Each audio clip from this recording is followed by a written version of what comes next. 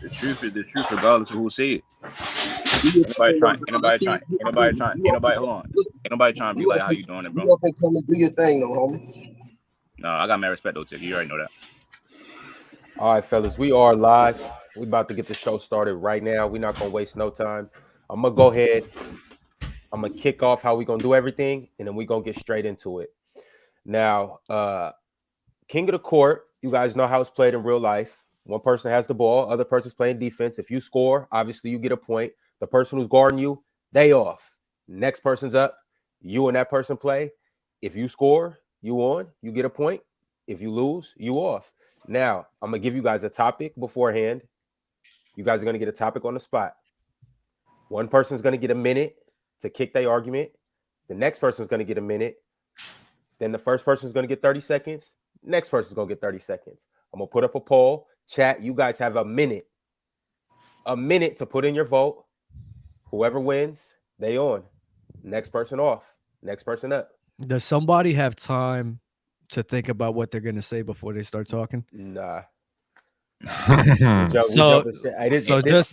real ball, Dub. This it's no amateurs over here. All right. That's what's up. Yo, so check it out. I got the order of who's going right now. Ticket TV live. Hey, live and in the flesh. Y'all see it. First up, I'm going in the order of how you guys came in. So first up, as you can see, it's going to be Dub and Crunch. All right, but we're straight like this. Yo, chat, what I need from you guys, I need y'all to give me the topics. All right? I need you guys to give me topics. I got some topics, but I need you guys to give me even better topics. When you send in those super chats, I'll be shooting those over to you. Yo, how you doing? Does anybody have anything that they want to get off before we start up? Y'all better not let me win 5 in a row this fast, man. That's all I'm saying, bro. Don't lie talking, dog. Just saying, hey, Flo, bro. what's up, baby? Living the vida loca. Shout out to Iowa. Check out my TikTok where I predicted it yesterday. Iowa LSU in the NCAA final for the women. That's all I got to say. It's going to be more of that today. Yo, chat, send through topics, send through super chats. What up, Ticket? Right. Light that beam. Light that beam. The Kings the first time making the playoffs, bro. Oh, that's an easy one. Hey, has anybody heard from Chilltown? Is Chilltown alive? He said in the chat that he didn't get the link. That's what he said in the chat. So, our host for not saying I know what happened to Chilltown, bro. He'll be here in a few minutes. He's right here. He's in the chat right there. He's saying he's right there. Nah, LeBron sent him to go do his laundry real quick. Chilltown, running from the good old grind. Yo, Dale, what's going on? What's up? All right. Hey, while we're waiting for Chilltown to chime in, we're going to go ahead and get straight into it. All right, we got Dub and Crunch first. What's the topic? All right, Crunch, it's on you. Choose a number from 1 through 20. Oh. Where's Shaq? Running from the grind. 11. 11? Yeah. All right. The first question is, who's the biggest X factor on a championship team right now? Dub, it's on you first.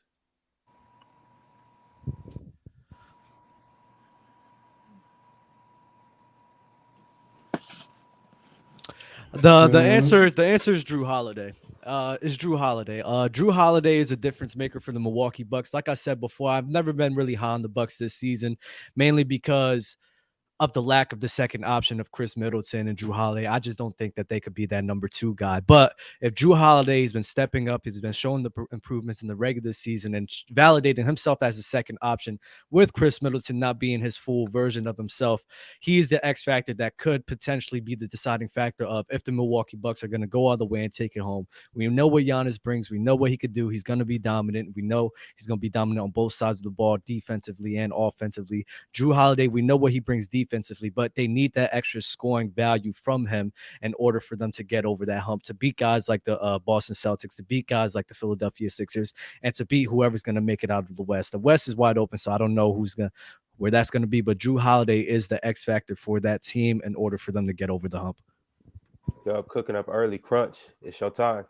Yeah, so it's a few teams I look at as a championship contending team. You got Philly in the East also. Because I don't want to say the same thing that Dub said, even though I got Milwaukee coming out of the East.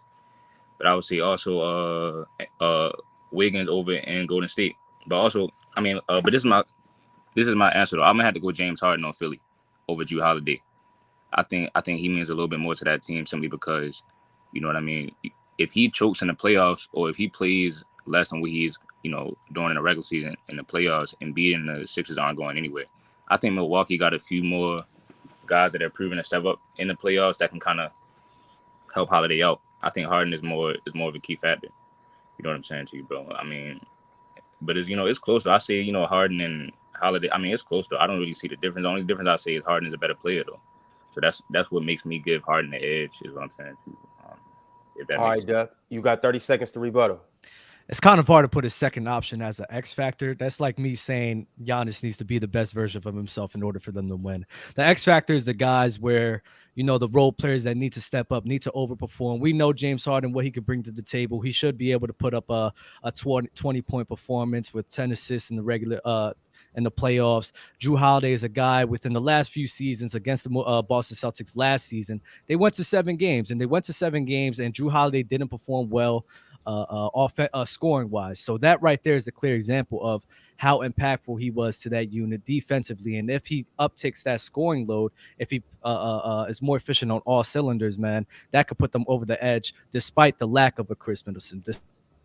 Crunch, it's all you. I look at it as if Harden plays his best though, I think Embiid and the Sixers can beat Milwaukee is what I'm saying to you. Like a monster performance against Milwaukee from James Harden, that's gonna outweigh Holiday's performance if Embiid and Giannis cancel out.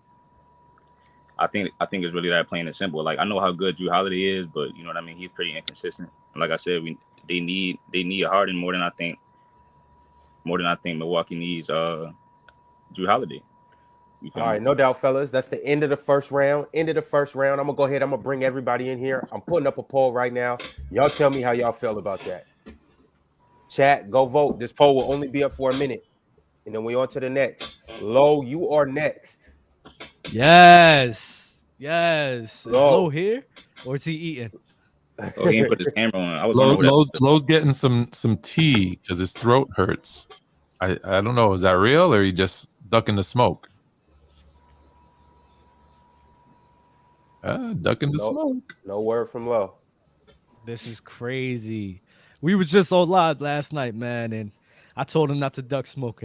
Here we go, ducking smoke already, man. Can't believe it. Low was live at the strip club. Live. Check Low out. All right, well, Low got to the end of this poll to get his shit together. If not, Bob, you next. What's up? Sit back, Low. Let me do this. Hey, Ticket past that, yo. I got the Biggie Smalls. You know what I'm saying? Y'all already know. You know what I'm saying? Rich brother lifestyle, baby. Hollywood in the house. All right. Hey, chill. Trolls be talking chill, but they don't live like me. They talking about I'm in the Airbnb. It's my house for real. You understand what I'm saying? Too short. Hey, chill. I got posters of myself in my crib, bro. These dudes ain't got that, bro. I got life-size posters of myself in my crib, bro. Too short said it best, yo. I live like that for real. You'll never say I'm wrong. And they know the money's real. All right, we getting back into it. Crunch, you got packed up, brother. Bob, all right, that's cool. It's on me first. GG's, man. It's on Dub first. Okay. I say that was a weird topic though, but I'll give Dub that one jab. All right, Dub, it's on you. Pick a number 1 through 20. 7. 7. All right, start bench cut, franchise player edition. You got Jokic, David Robinson, Kevin Garnett. It's on you first. So for the franchise, I guess we're gonna have to include longevity into this factor because The question doesn't really say peak or not peak, so we're gonna have to start Kevin Garnett. He's had the longer career, along with having the longer the career. He was dominant on both sides, defense and offense. Defensive value and what he brought to the Boston Celtics, what he brought to that Timberwolves unit. That's a good factor of why he's gonna be number one on my list. On top of that, he has a good passing ability. He has good scoring ability along with that. Number two, I would give the edge to David Robertson as well. I think he had a longer career compared to Jokic. The defense that he provides, the offense with his scoring ability as well, it just outweighs the offensive capability of Jokic. So the start bench cut is going to have to be Kevin Garnett, David Robinson, and Jokic, because Jokic, even though he's probably the best offensive player out of all of these guys, the defensive value that both of those guys brought to the game, man, for the longer extended period of time, that's the main reason why he gets the short end of the stick here. All right, Bob, it's on you. Your time's starting now. But Ron, what am I supposed to do? Start bench cut. Okay, well, my start bench cut is the exact same. I would definitely start KG, just because, you know, he has everything from defensive intangibles, offensive. He had a great career. I mean, you know what though? Actually, let me go ahead and say this. I might have to cut David Robinson, because at Jokic's peak, you know what I'm saying? I've never seen the offensive big man like this in his peak. So I think Jokic, what he brings on the offensive end as far as distribution as well as the scoring ability, rebounding, he does lack in the defensive department. But if I'm going for a franchise player, I can always draft a big man that just protects the rim. So I might actually cut David Robinson, just based on that alone. So yeah, that's my argument. All right, Dub, you got 30 more seconds to rebuttal. Like I said, just because there wasn't clarification on peak, I'm just going to assume that this is longevity is included in this as well. So if I'm picking the guy right now and who's had the longer career for my franchise, David Robinson, Kevin Garnett needs to be picked over Jokic. And even though Jokic brings a lot to the game, just even for peak wise, I think it's comparable. The scoring load that David Robinson was even able to do at his peak, along with the defense, I mean, that's something that Jokic just hasn't replicated yet. But the offensive value with Jokic is amazing and phenomenal.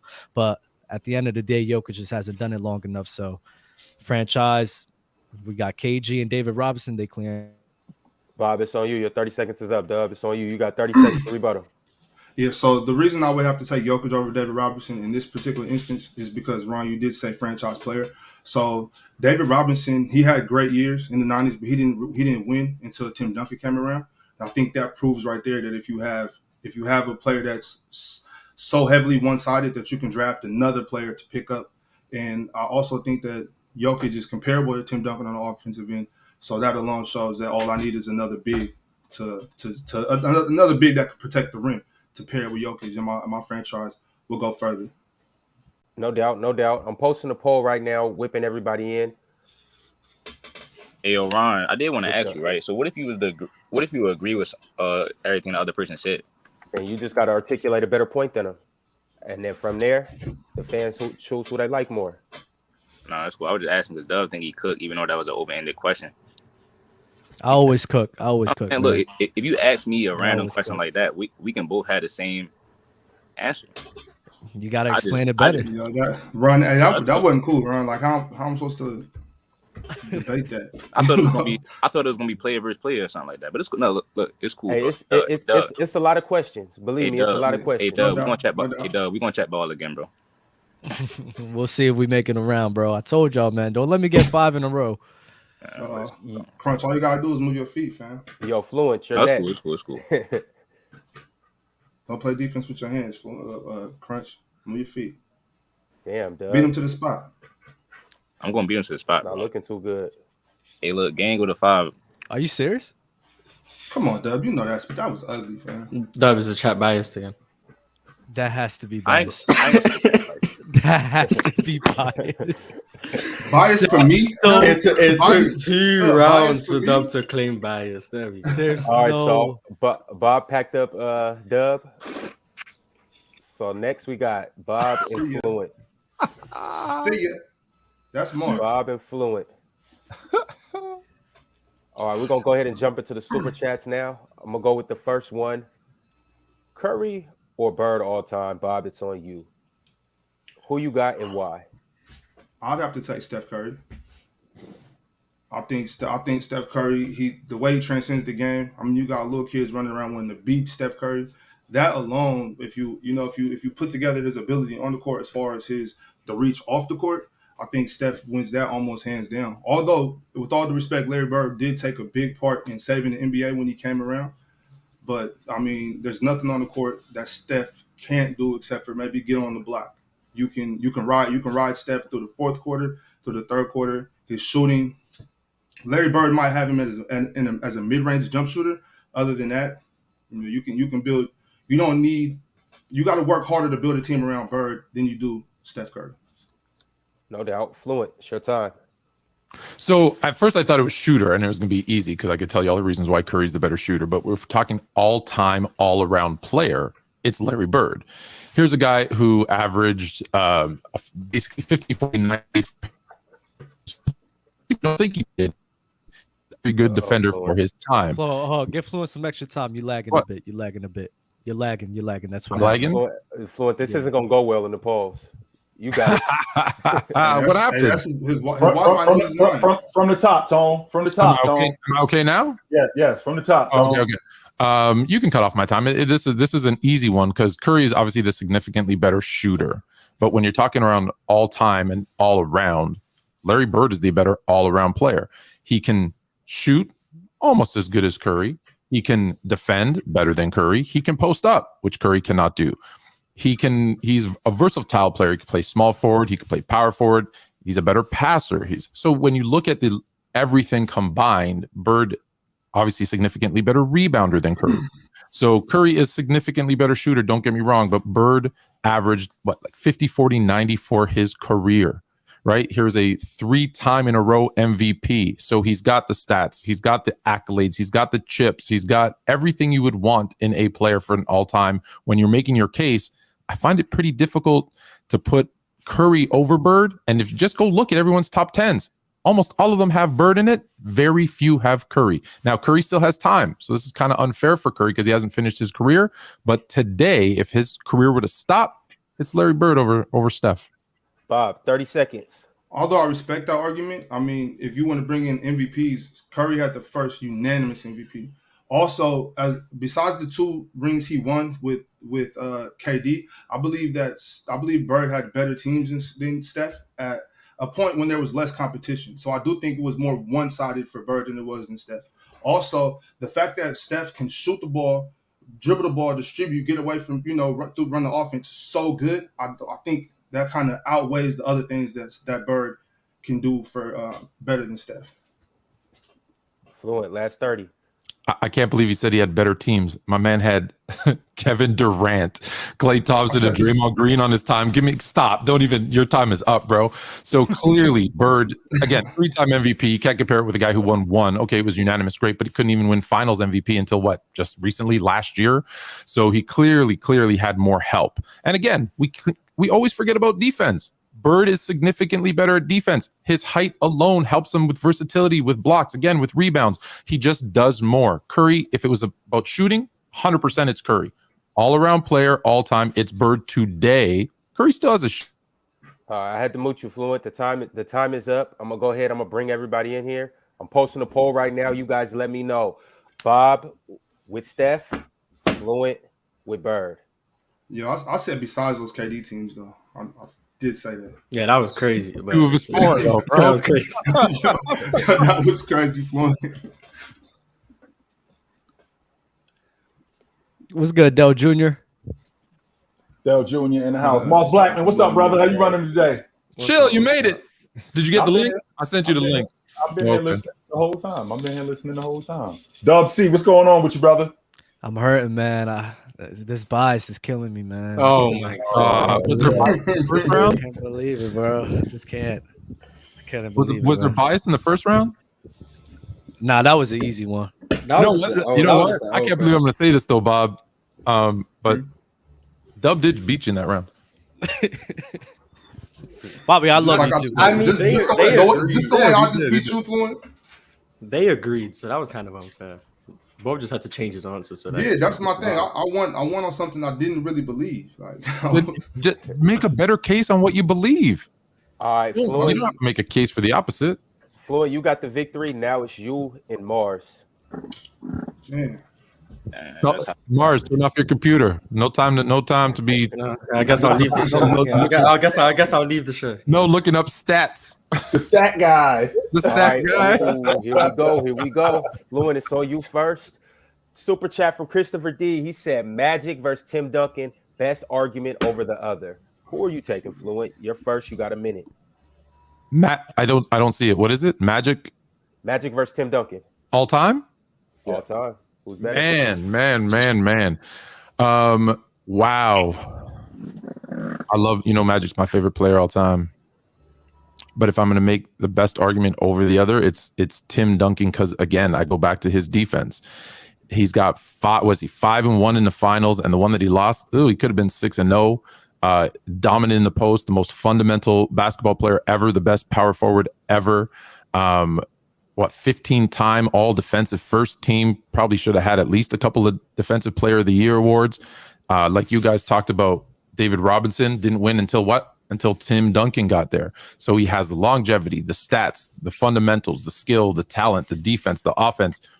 You have everything you're looking for in a basketball player with Tim Duncan. Oh, and you know what else? Doesn't have a bad attitude. You don't got to worry about him getting into trouble off the court, saying something stupid in a press conference. He's the all around, like I said, best power forward. We never called him Tragic Duncan. You did call Tragic Magic though. All right, Marz, it's on you. That surprised me. Okay, so I'll go with Magic Johnson. I think the reason I'll go with Magic Johnson, I think when you look at these all-time players, I think they both brought all-time great impact on different sides of the ball. Magic offensively, Tim Duncan defensively.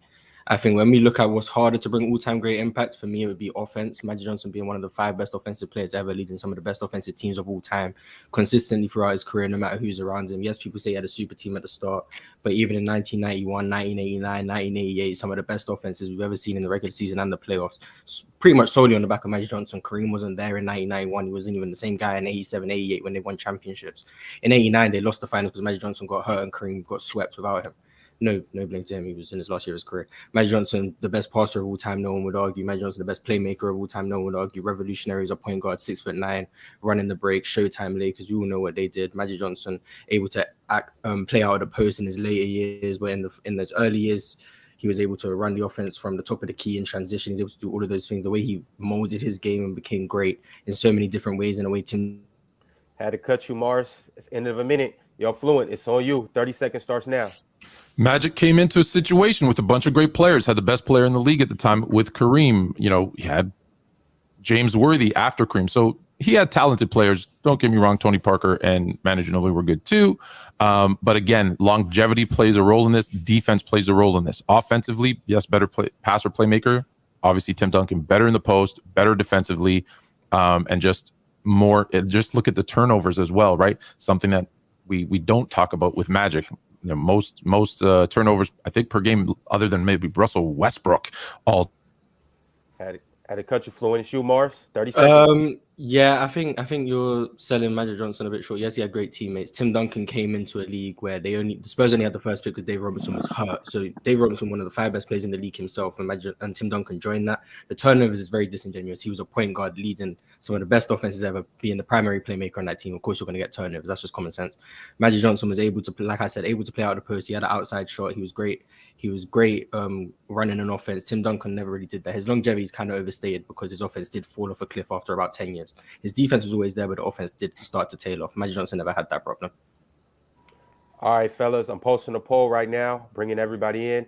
How y'all feeling on this topic? Tragic Magic. Never heard of Tragic Duncan. Fluent shocked. I heard him say he had Magic top 5, but he went with Tim Duncan. I was like, oh, okay. So I was like, oh, interesting. Yeah, that was a big surprise. I heard the best argument. The best argument is for Tim Duncan. He's underrated. I respect it. I actually do respect that because that did surprise me. I wish I would have. Now there's some bias coming in for sure. I wish I would have got my point that you don't have him as the greatest playmaker of all time. You got Jokic over him. That's false. I would say Fluent. You, in my opinion, you won the first round. The rebuttal, you could have done better though. the rebuttal you got. The 30 seconds. The 30 seconds killed you. That's I what know. it I was. got what I was gonna say. I got muted. Damn, Ron treated me like Ticket, muted me. Don't mute me. Oh well, hey, you better hope you don't win because The guess poll who's is next? biased. The poll is so But biased. the chat, it should not be this lopsided at all. Come on. It should not be It lopsided. was Playing that their first minute by favorites. Marz. Marz first Playing minute their was crazy, favorites. so. All right, Yeah. Marz has won this round. So next we Yeah. have a In Marz protest. Vs Ticket. Yeah. People been waiting for. Yeah. Let's go. Yeah. I'm a mute and sit out and watch this one. Let's get right. Yo, Ron, can they just Before you talk, hey Ticket, pass that, yo, because I want to make sure my man is correct. Pass that, Ticket, so you can get cooking. Yeah, here we go. Pass that so you can get cooking. All right, fellas, here we go. Lonnie Williams with the super chat. He said most overhyped career and most underrated. You want me to answer? No, Marz. Do you want to do overhyped or do you want to do most underrated? I don't mind. Whatever's easier for. All right, let's go. Most overhyped career.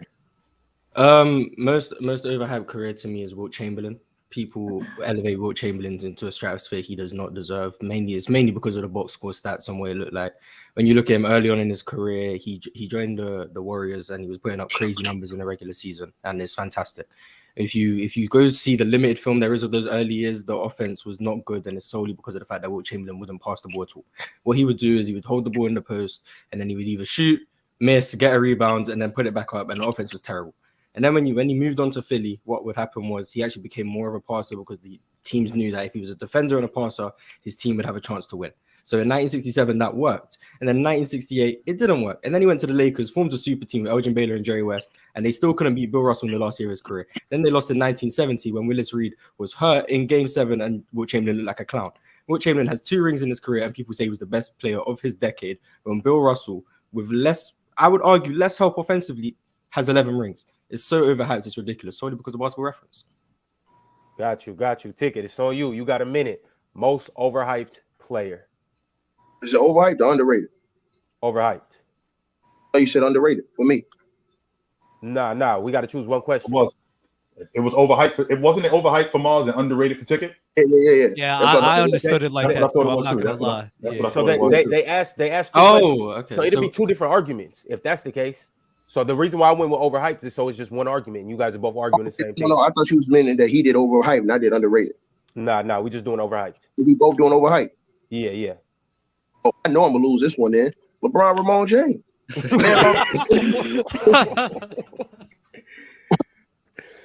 Man, on 6 NBA finals. I had to choke on my head because of that. This man lost 6 NBA finals, man. And everybody always says, oh, he didn't have enough help. Well, he got to the NBA finals in 2007, and he got outplayed by Boobie Gibson in game 1. He got outplayed by Boobie Gibson in game 3. He got outplayed by Boobie Gibson in game 4. He got outplayed by also Drew Gooden. He got outplayed by Sasha Pavlovich. You don't have to believe me. Go watch the film. He had Bruce Bowen one-on-one, didn't want to shoot, was scared to attack. He was 23 years old. He came in the NBA. He had a head start. He got a franchise handed to him. He had a chance to develop. Kobe Bryant came in the NBA at the same time out of high school, but he came off the bench. But guess what? At age 23, against the same Spurs team, against the same Bruce Bowen, against the same Tim Duncan, against the same Big David Robertson, Kobe Bryant gave those dudes 48 and 17 while Shaq was on the bench watching. And not only that, Kobe Bryant had more moves than Mike, and he ain't passed the ball. Kobe Bryant had the jab step. He had the pull-up. He had the fadeaway. He had the post game. All of these things LeBron James couldn't do. Then you go to 2011. You get to 2011, he formed a super team because he couldn't get it done because everybody said that he was the man and he didn't have enough help when he was in Cleveland. So he went and formed a super team in Miami. And then what happened in Miami? He goes in 2011, has the biggest meltdown we've ever seen in superstar history. All right, Marz, it's on you. You got 30 seconds. That is crazy. Wilt Chamberlain himself has 4 finals losses and only has 2 championship wins. But the reason I say Wilt Chamberlain is extremely overhyped is because of the limited film on him and people didn't bother to actually watch him. They don't see all the flaws he had. His playmaking was extremely overrated because when he got asked to pass more, he then decided to just, I guess, throw a tantrum and be like, if you want me to pass more, I'm just not going to look to score. That's a big problem. That's a big issue he had in playoff series. You can ask his coaches. His coaches would say, we needed Wilt Chamberlain to shoot more in certain instances. And he wouldn't do it because he wanted to prove he can pass. His defense was exceptional, but no one ever talks about it. They talk about his offense, his scoring, etc. It never impacted winning as much as people would like to suggest it did. And he lost 4 finals himself, but you still have him over LeBron, and he has 2 less rings. It doesn't make sense. Okay, right, well, it, let's 30 cook it. seconds. I'm ready. Okay, let's cook it. Well, then we always talk about how LeBron James had no help. But LeBron James is the only player I've ever seen in NBA history that couldn't adjust his game to play with nobody else. Everybody else had to adjust their game to play with him. All kind of superstars. We talking about Chris Bosh. We talking about Kevin Love. We talking about Dwayne Wade. We talking about Kyrie Irving. All these dudes had to adjust their game just to play with LeBron James. That's not fair. If you're that great, as everybody says you are, you should be able to adjust your game under any circumstances. Kobe was able to adjust his game when he played with Shaq and be the great sidekick that they needed to be, and they won 3 championships, and then Kobe went and won 2 more without him, went to 3 finals without him. These are all facts. So I don't even need the 30 seconds, Marz. All right. Here we go. I'm posting a poll right now. Yo, this man has Ticket has this memorized, bro. That's Yo, memorized. I love that. I love that. Oh my God. I'm not gonna lie. That was elite. amazing. Chat. The poll don't be is up. biased. Don't be biased, chat. Oh my, yo, Chilltown. I know you upset after hearing that, man. No, I'm not. Hey. No, I'm not. Hey, No, I'm not. It's not like Ticket great says. point. That's what I'm talking about. It's not now. like he said something that was untrue. Like, hey, Ticket, wait a minute, you lying. Well, wait a minute, everything he said was fact. You can't fight that. Yo, we might have to do an overtime round. It's dead at 50-50. Oh no, hold on. Tickets up 51-49 right now. What would the overtime round be? The underrated one. Yeah, I think we're gonna have to do that. What you mean? It's 51-49. I said if it were to happen. Oh, my bad. Yeah, don't try to save your boy Marz. I'm trying. Ticket. Nah, I'm not gonna lie, Fluent. That voting shouldn't have been that lopsided for you. I would say that. All right, it's 50-50. It just ended at 50-50, so we're gonna have to do 30 seconds. We'll do 45 seconds on the second question. Just give him more time to vote. He ended the poll. Who goes first? Me again. That was kind of nasty. You waited for that 50-50. I'm not gonna hold Yeah. you. Ron, I ended at a minute. I'm done at a minute. Hey, Ron. Hey, W host. Chat is saying it was 50-49. I think we should do this. No. You know what we should do? We should let the rest of us vote to break the tie. Yeah, let the panel vote. Oh, let's do that. I'm down for that. Yeah. The chat is saying it was 50-49, but I guess 50-49 who? How does that make sense? It must have been like 50.4 and then 49. It's like it was 50.6 to 49 point. Yeah, something like Or that. My math teacher told me to round up. All right, who you got, Chill? Ticket up 1. Fluent. Ticket up 2. Dub. Marz, I love you, bro. But just say it, dog. Cut the shit, dog. That argument was flawless for LeBron James. He hasn't memorized to a T, bro. Bobby. Marz. 3-1 right now. Dale. Ticket. 4-1 Ticket. Crunch. Yeah, I'm gonna have to go with Ticket. All right, cool. Yo, Dale, you ready? 30 seconds. It's nice. Yep. No, you see. I'm gonna go with Ticket on that one. That was a fire debate. Is Dale voting? Yeah. He did. He voted. No, it's you and Dale now. It's you and Dale now. Hey, Ron. You said that whole argument up. I was trying not to go that route. I already knew everybody was gonna be mad at me if I said that. That's why I said let me do underrated, because I didn't want to do that. I didn't want to do it. Y'all see. Listen. Let me say one thing, bro. Ain't no reason to be mad, bro. This is how you know the chat hates me. When I come on here one-on-one, no screaming, no cutting off, and I cook Marz, they hate me so much. They hate to love me, bro. It's just they hate to love me in here, bro. But you can hate. You can't stop God. Based on my results, I think they just love Marz Ticket. I don't know that they hate you. 49. They love that accent. They love that accent. What? 50% voted for Ticket. Yeah, it should have been 80-20 Ticket like it was from us. I got it. I'm back. All right, here we go. All right, y'all ready to do this? Let's go.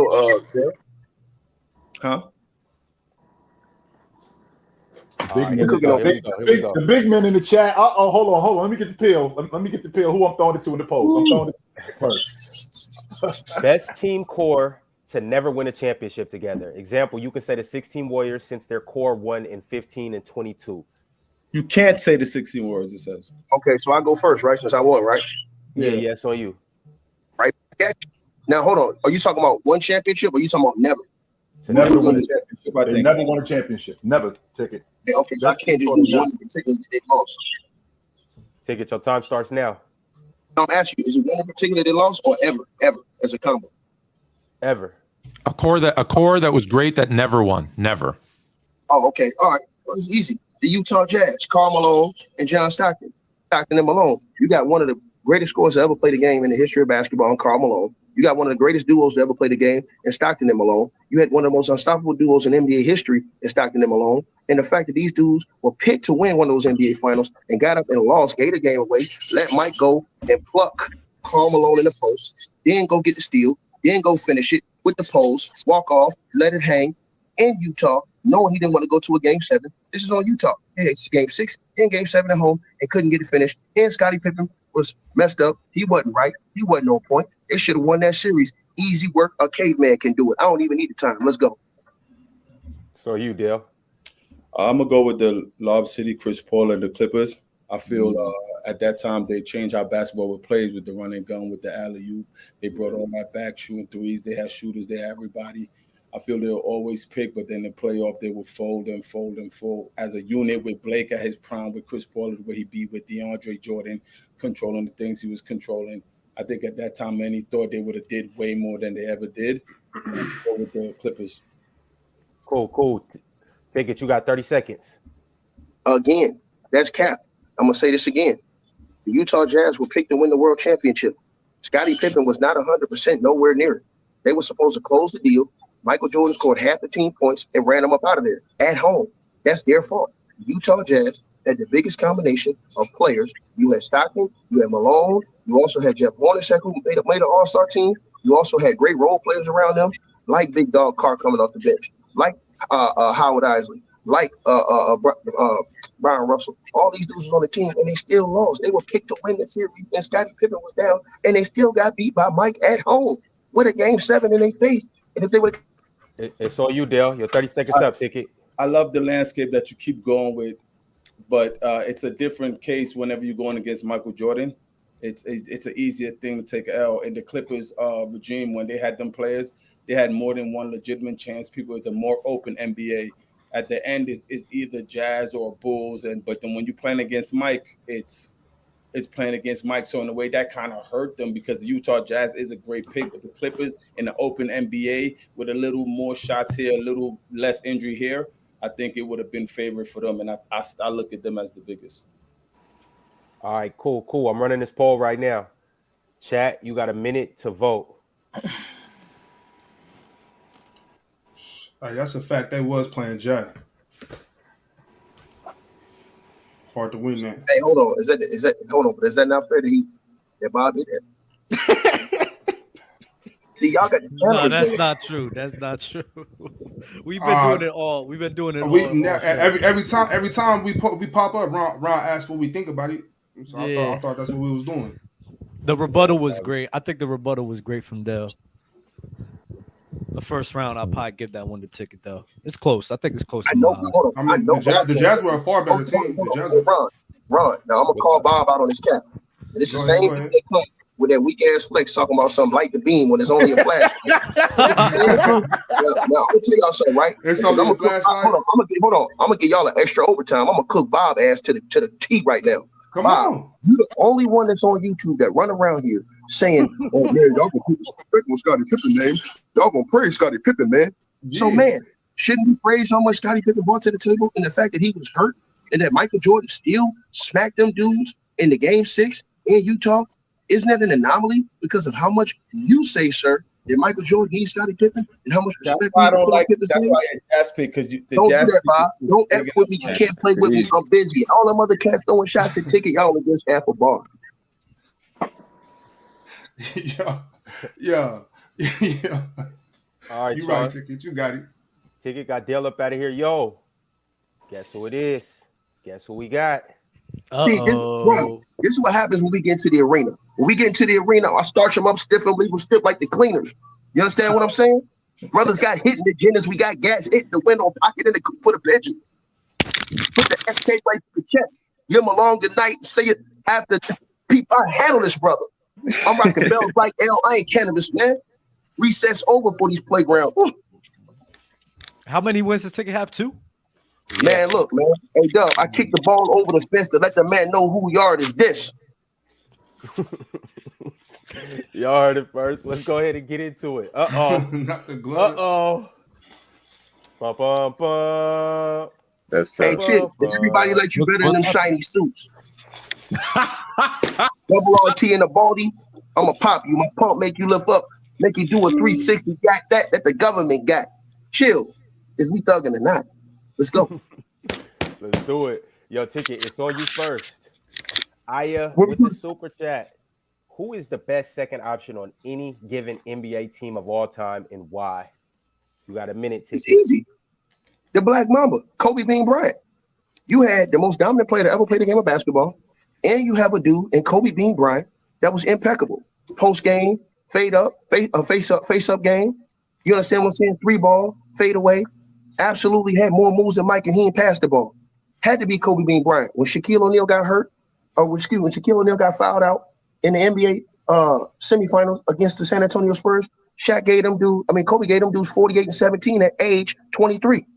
So, I mean, at the end of the day, you can go back to the Indiana Pacers series in the NBA Finals. Kobe Bryant came back on one ankle. What'd he do? When Shaq was in foul trouble, sitting on the bench talking about, hey, man, I don't know if I can get it done or not. Kobe Bryant went up there and said, I got this. I'm going to handle this business real quick. Put them boys to bed and seal the championship deal. So at the end of the day, the greatest second option on any team ever is the Black Mamba RIP to the legend. Chilltown. Get this cook, boy. Let's go.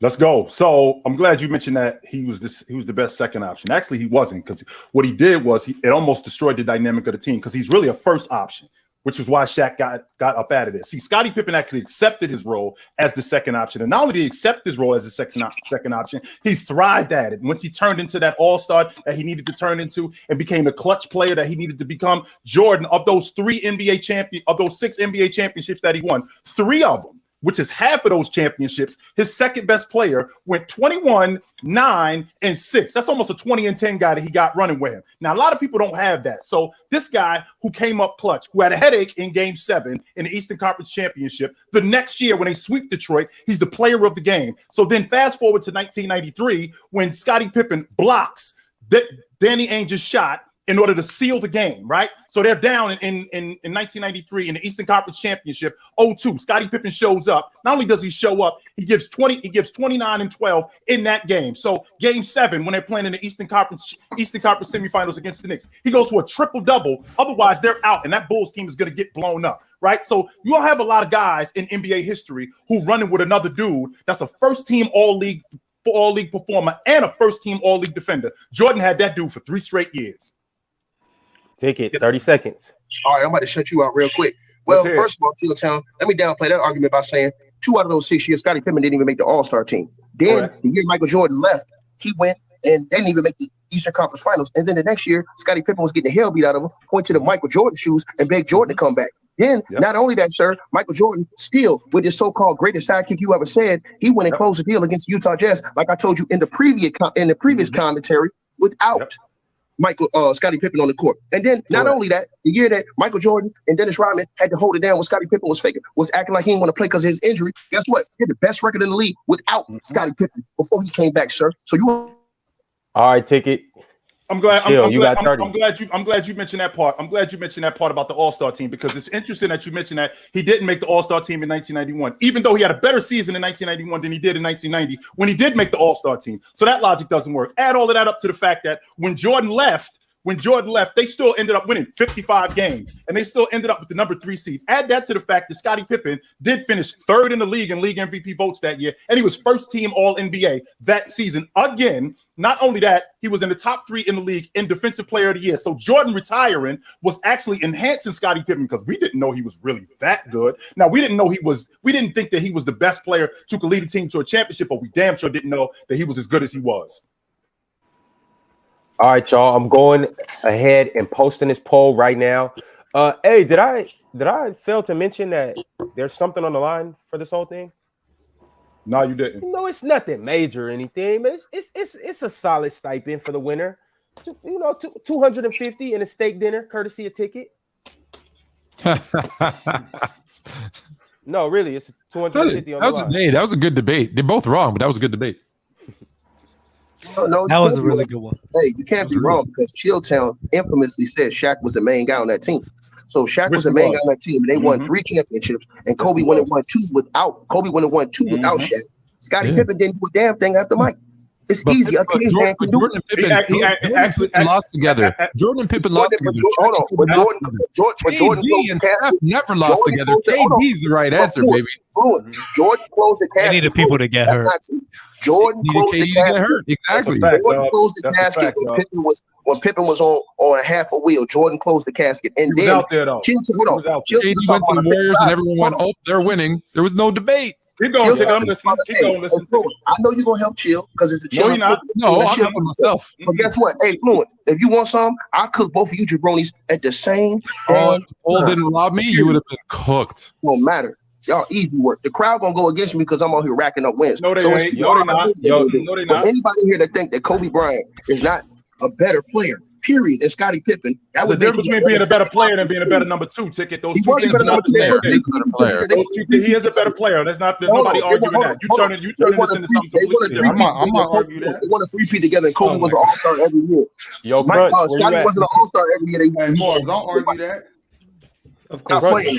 Crunch, where you at? Ticket. Unfortunately, you got sent home. I know I got sent home. Them dudes, you already know what's gonna happen, bro. I cook. Everybody know this. The crowd don't want me to win. Is Legend of Losing here? Is Legend of Losing here? ESPN chill with the win. Low's here, but I don't know where he's at. Come on, Low. There you go. There you go. There you go. Low down in the house. Hold on, wait, Crunch, hold on. If Low's here, Is Low here?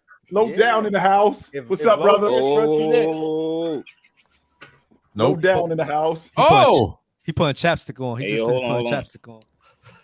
did Marz send you some tea? Yo, Dub is on my on. body crazy today. Dub is on my body. Did Marz send you some tea, bro? You good? What's up with that, Low? Because Yo, Dubs stay on your hey, case, Ron. B. What's really good? What's Yeah, really Ron, good? Ron. It's just a friendly rivalry, Nah, you- man. you He met. does the same Love thing. that. He does the same thing, man. Oh, so it's not one way. It's not a one two-way way. street. No, it's one way. It's one way. It's one way. It's one way. You don't have to be a bot today, Low. It's So all the right, dude bro. who started wearing shades inside. No, I'm in a patio by the bar, outside my pool. Get it right and keep it right. A Ticket. Hold, before you go any further, Ticket. go Listen, ahead. if they got an ass, that means they can't afford it. So get lost. So you don't even address them goofies. Don't, Hey, chill, salute to you, bro. I ain't got no problem. don't No, even Sam, address me, them you go goofies. back and forth. Ain't got no problem. If you got an ass, it means you can't afford it, dude. Get lost. Right? Ooh, boy. All right, y'all. Here we go. Jeffrey Woodland, the best role player / 6 man of all time. Chilltown is on you first. You got a minute, then Low, it's on you. The best. You ready? You ready to go, Low? You good? Mhm. All right. The best role player / 6 man of all time. My honorable mention is Bobby Jones for the Philadelphia 76ers. He was the consummate role player. All league defender, one of the best transition players, played his role to the T. I thought that he was instrumental in that Philadelphia 76ers team finally winning the NBA championship. There was nobody during that time that was better, but when I think about a role player, I think Manu Ginobili, man, what he did for that San Antonio unit, he could have completely threw a monkey wrench in that by leaving and going to be a starter somewhere else. Instead, he gets on that second unit and he just plays primarily against second unit guys to get himself going. And once he gets himself going, the first unit guys, he just starts going off on them. And I think that he made that team, that San Antonio team, he made them so much better playing his role the way he played it. So of those two guys, I think Bobby Jones is a significant honorable mention, but I think Manu Ginobili is right there at the top of the list as the best 6 man. Yeah, Low, it's on you. Man, he took my Manu Ginobili was going to be my pick, but I'll go with John Havlicek. Hondo, the whole premise of a 6 man is based off of Havlicek. Came off the bench for those Bill Russell teams, and I think quiet has kept people forget how much of an offensive load he had during those first couple of rings and championships. Was a rather consistent offensive threat for them. Consistently get them 18 to 20 points. Granted, if they had Finals MVPs, would definitely have won a more than just one Finals MVP early on. Despite many people believing, especially towards the tail end of Bill Russell's career, when Russell was kind of tapering off. Havlicek was undeniably the reason why they were going out there and having offenses that weren't at the bottom of the league like they used to. Also, we're talking about somebody consistently making all-stars, all-NBAs, all-defensive teams, and just somebody, again, who was carrying an offense that was mediocre for most of the 60s and kind of translated that into a top 10 offense when it was all said and done. Cool. Chill. 30-second rebuttal. That actually makes a lot of sense, but the problem with that rebuttal is the fact that Havlicek actually went over to become a number one, and when he became a number one, he was even more awesome, right? He made the All-League defensive team more than once, more than twice, more than 3 times. See, Manu Ginobili was a rotation player for his career. Because he was a rotation player for his career and accepted his role and was the consummate role player, that's what made the San Antonio Spurs what they were. Because again, he could have threw a monkey wrench in this thing and asked for more responsibility, asked for more money, or went to another place, and that would have threw a monkey wrench in everything that San Antonio was doing, only except he didn't. He accepted his role as a San Antonio Spur, as a rotation player, and they thrived off of it, winning 5 championships. Sounds great. The problem is, even if we were to exclusively talk about who Havlicek was as a bench player, like coming off the bench, in his second year in the NBA, he was already making all NBA teams. Second year, when he was coming off of the bench as a role player, he was already an all NBA performer as a bench player. There's no one else. I challenge anybody else to tell me a player who came off the bench as an all-NBA player. Not only that, again, once more, if they had finals MVPs in the early stages of his career, he would have won way more. So even though, yes, he went on to be All right, Lo, I got to cut you off. That's the end of 30 seconds. I'm posting a poll right now. Y'all let me know who you're taking. Yeah. Man. Why didn't I get these layup questions? It's Dennis Rodman. It says role player or sixth man. Guys, you missed the easy one. Ooh. The correct answer was Jordan Poole, but I forgive you guys. Jordan Poole. Jordan Poole is crazy. That's Manny was a really good name. Havlicek, I do think people sleep on Havlicek, really. Dennis Rodman. Defense, rebounding. Come on, best role player ever. Hey, I don't even need to shoot. You guys take all the points. Come on, man. That's the epitome of a role player. I'll go dive and do all the dirty work. You know who's even better role player? Game, D up every position. Easy, light work. You know who's a better role player? Draymond. I should have said Draymond. You should have said Draymond. Ben Wallace. Ben Wallace would have been a good one. Okay, all right. They all role. If you think about it, every last one of these dudes are role players. They just have a different role. Every last one of them are role players. I think that when we hear the word role player, we think of rotation player, and that's not the same thing. Those two things are not the same. What about Mr. 7-0? I can't believe no one said Mr. 7-0. Big shot, Bob. All right, chill. Looks like you got another dub. Low. Nice. Really, Bobby Jackson was the right answer. Bobby Jackson. Jeez, For comedy? I actually dug Bobby Jackson in Sacramento. Crunch, you ready? What up, Chilltown? What up, brother? What's going on with you? No, it's Dub. Nah. Dub went first. Yeah, but Dub beat Crunch. Yeah, he beat me the first round. Huh? Okay, I'm confused, but okay. All right, SSJ Gabe, shout out the kid. He said LeBron versus Curry in the 2010s. Who had a better decade? We can basically just say. Chill. You got a minute. I don't think that this is even a question, and the reason why is because Steph Curry, when he showed up, it took him a while to get himself acclimated to the NBA game. Not only did it take him a while to get himself acclimated to the NBA game, there were questions whether or not he was even that guy. He was going to get traded out of Golden State because of his injuries, and his performance started to pick up later on in his career. And once his performance started to pick up, he became awesome. James from 2010 to 2019 was the best player of the decade. He was in the NBA Finals 9 times in 10 years in that decade, right? Not only was he in the NBA Finals, he was the best player of the decade. He was a 25, 7-7 guy for the entire decade. Nobody else could say that they did that. Not only was he 25, 7-7 for the entire decade. Not only was he that, took his team to the NBA championship. He was an all-league defender. Not only was he an all-league defender, he was a Finals MVP. 3 times in that decade. Not only was he a Finals MVP, took his team to the championship, and everybody who was anybody were building their teams around James and beating James. So when you think about how good he was, being a first-team All-NBA, first-team All-League performer for the entire decade, with the exception of 2019 when he got hurt, he was definitely the best player of that decade.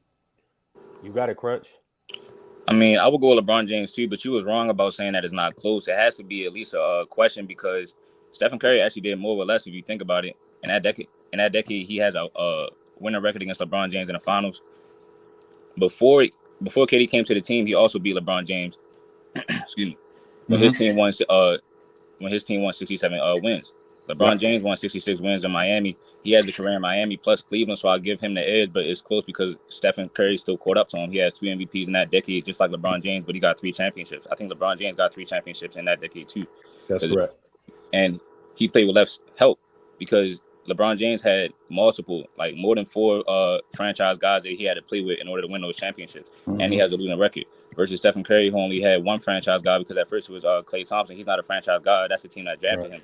So if you think about it, Stephen Curry, it has to be a question, bro. That's not fair because everybody says it was unfair for LeBron James when he was losing against teams with more talent, but they didn't say that about Stephen Curry when he actually got it done in that situation because the Cavs had more talent on their team.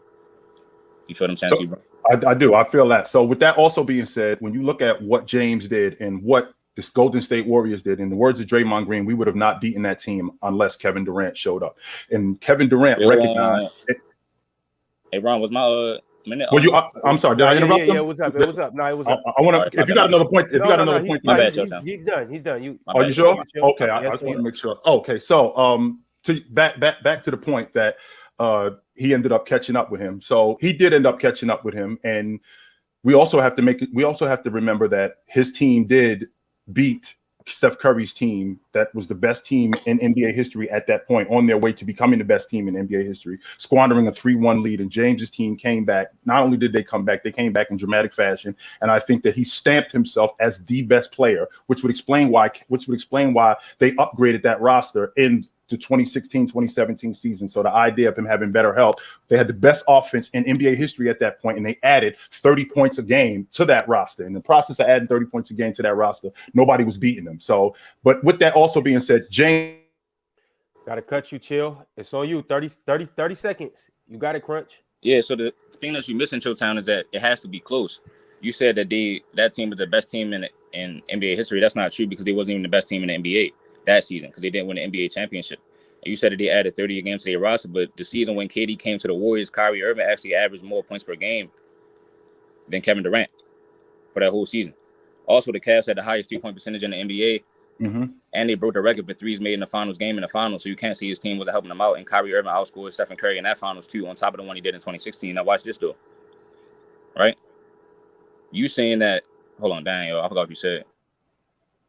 While he's clicking and checking notes, by the way, he's doing that too. You done. We hear you. All right, I'm putting the poll up right now. Oh my God, Chill's playing dirty. Oh my goodness. You know Chill be playing dirty, bro. This is crazy. Hey, look. Hey, crunch time. It's hard to be me, baby. It's hard to be me. It's a ticket when you're going off the top, yo. It's a difficult thing when you're going off the top. You already know, Chilltown. That's why I respect your caliber. You, Fluent, living the beat I loco over there. I'm gonna cook Fluent ass just for disrespecting early and jumping in that chat. I'm gonna give it seconds later. But I'm saying if they was up, hold on, I just want to say this though. If they was up 2-1 without Kyrie and Kevin Love, why they go down 3-1 when they came back? You can't give LeBron all that credit just because he put himself in that big of a hole when he had more talent. And I can say the same thing. Why didn't they close? Why didn't the Golden State Warriors close off the series being up 3-1? That's my point. You give LeBron a pass when he had when the other team was better than his, but I'm not giving him a pass for that. Absolutely not. The Cavs was picked to win the championship that season, so really Steph was the underdog. And he didn't get swept though. The defending NBA champions were picked to win the NBA championship, being 72, being 73. Are you telling me that they were the under 73 and 9 team were picked? They were underdog. Is that what you're telling me? No, I'm not buying that. Before KD, we can fact check it. Before KD came to the Warriors, the Cavs was picked to win the championship both of them years. I've never heard LeBron was the underdog. LeBron was the underdog. I'm not gonna lie. They were. How are you the underdog when you got two other franchise guys? 73 and 9, and you're the underdog? Bro, you basically, I heard everything that you just said. They walked to the NBA Finals. What are you talking about? Hold on, Chilltown. But I think he's saying that the Cavs had a better team, which they did. You're right, Crunch. Crunch is right. Don't look at the record. You don't care just about regular season record. That's what I was saying though. Steph won more games with less help though. Because LeBron had two franchise guys on the team. We got to keep it pushing. Yo, Chilltown. Is that 3 wins in a row? 3 of them. I'm in a different class now. You got to start talking about me different than you talk about the other people, because that's 3 in a row. They cheated and gave you the round against me. You know good and damn well, man, they know better. Yeah, bring ticket back up here, because I get my boxing gloves back on. Chilltown. Now you know Chilltown. Now you know good and damn well, Chilltown. My young understudy Crunch, he wasn't ready for that right there. You should have cooked you in a different way.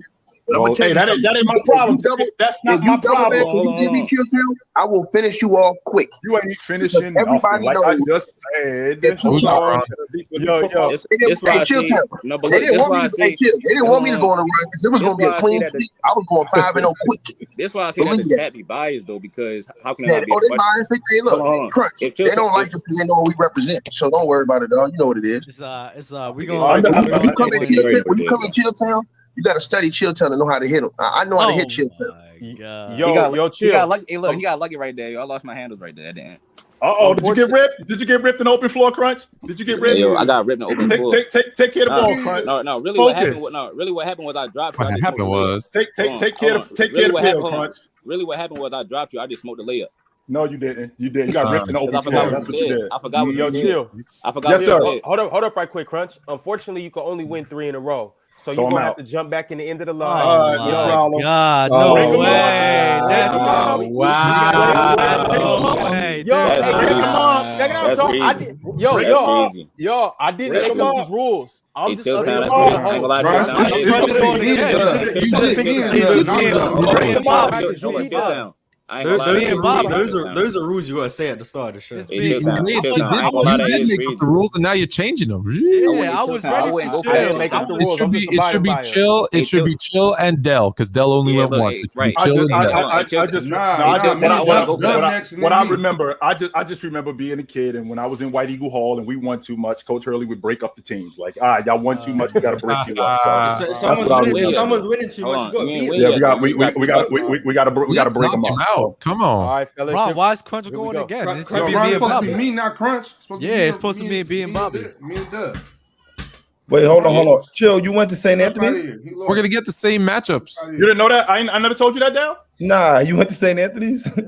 Class of 91, man. Number 2 in the country. Oh, wow. Undefeated in the state of New Jersey. Served everybody. Was you with Bobby or Dan? Danny. Okay. He went to my school Other after I arm, left other Rhode arm. Island. We have a really good relationship. Other arm. Other arm. Yeah. I didn't know that. He wants you to give him some. That's going backwards. My mom like this. I know, me too. There we go. We got it. All right, come on, fellas. Let's go ahead and get to it. Yo, Dub just ran from the smoke though. You can't go back to back, bro. That's 3 times and nobody else won 3 times. You just lost. You trying to get another one. That's crazy. I ain't go 3 times. And actually, hold on. Run. Since you're just doing things on the fly, it should be chill and low then Dell and low because they only went once. Everybody else. You I lose, went you once. get back in line. Me and Bobby went once. You won twice. Wait, why You is won one, lost one. Who won? Okay. No, it's because If anything, Chilltown won, but you're only allowed to listen, win if we 3 change in a it, row. Dell and low. Dell and low. I've only won one. Put Chilltown back in the mantle. It don't matter. You got 3 in a row. We play by new. You stay on when you win, Fluent. It should be Dell and That's what I'm saying. But Chilltown won 3 in a row. That's what I thought Still be too. But we need the content. if y'all want Dell and low, it don't matter to me. Nah, Dub. They ain't never played King of the Court then. L host. King of the Court. You win 3. If you get 3 straight buckets, you don't get off. Chill should still be here. Chill should still be. Yeah, I agree with that too.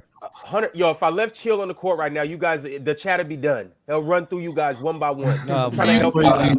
out. They go Ron Gas. Let's go, Bobby. What's the Dark question? horse What's the contenders question? In East Conference. Okay. It's on you first, Dub.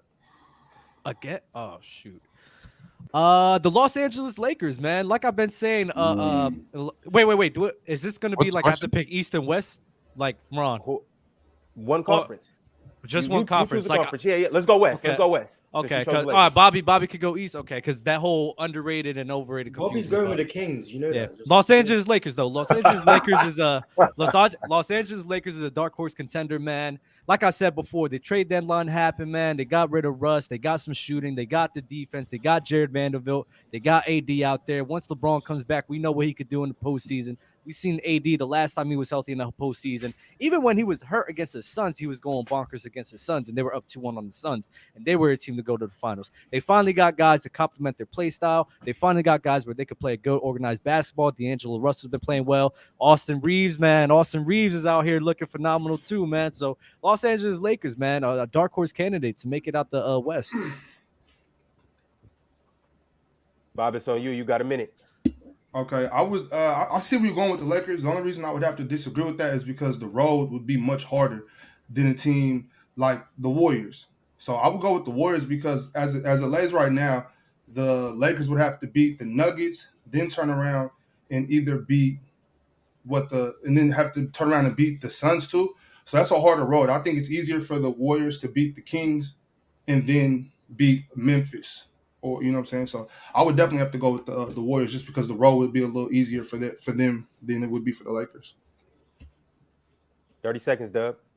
So yeah, that goes on what we're seeing now. The standings could change at the end of the season, so we'll just have to wait on that. But betting on LeBron James in the postseason, that's something that you should never do. He's made it there with less talent around him, with a guy not like AD, not like a guy like Vanderbilt on his squad. He took the 2018 Cavs to the finals. If he could take them to the finals, why can't he take this team to the finals?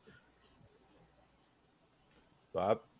I mean, didn't AD just tweak his ankle just a second ago? Every time he walks, he's an injury risk. So with that being said, the Lakers are in trouble. They just put that team together. It is a great defense, but they just came together. I think the Warriors once again have an easier road, and I mean they just did it last year with basically the same team.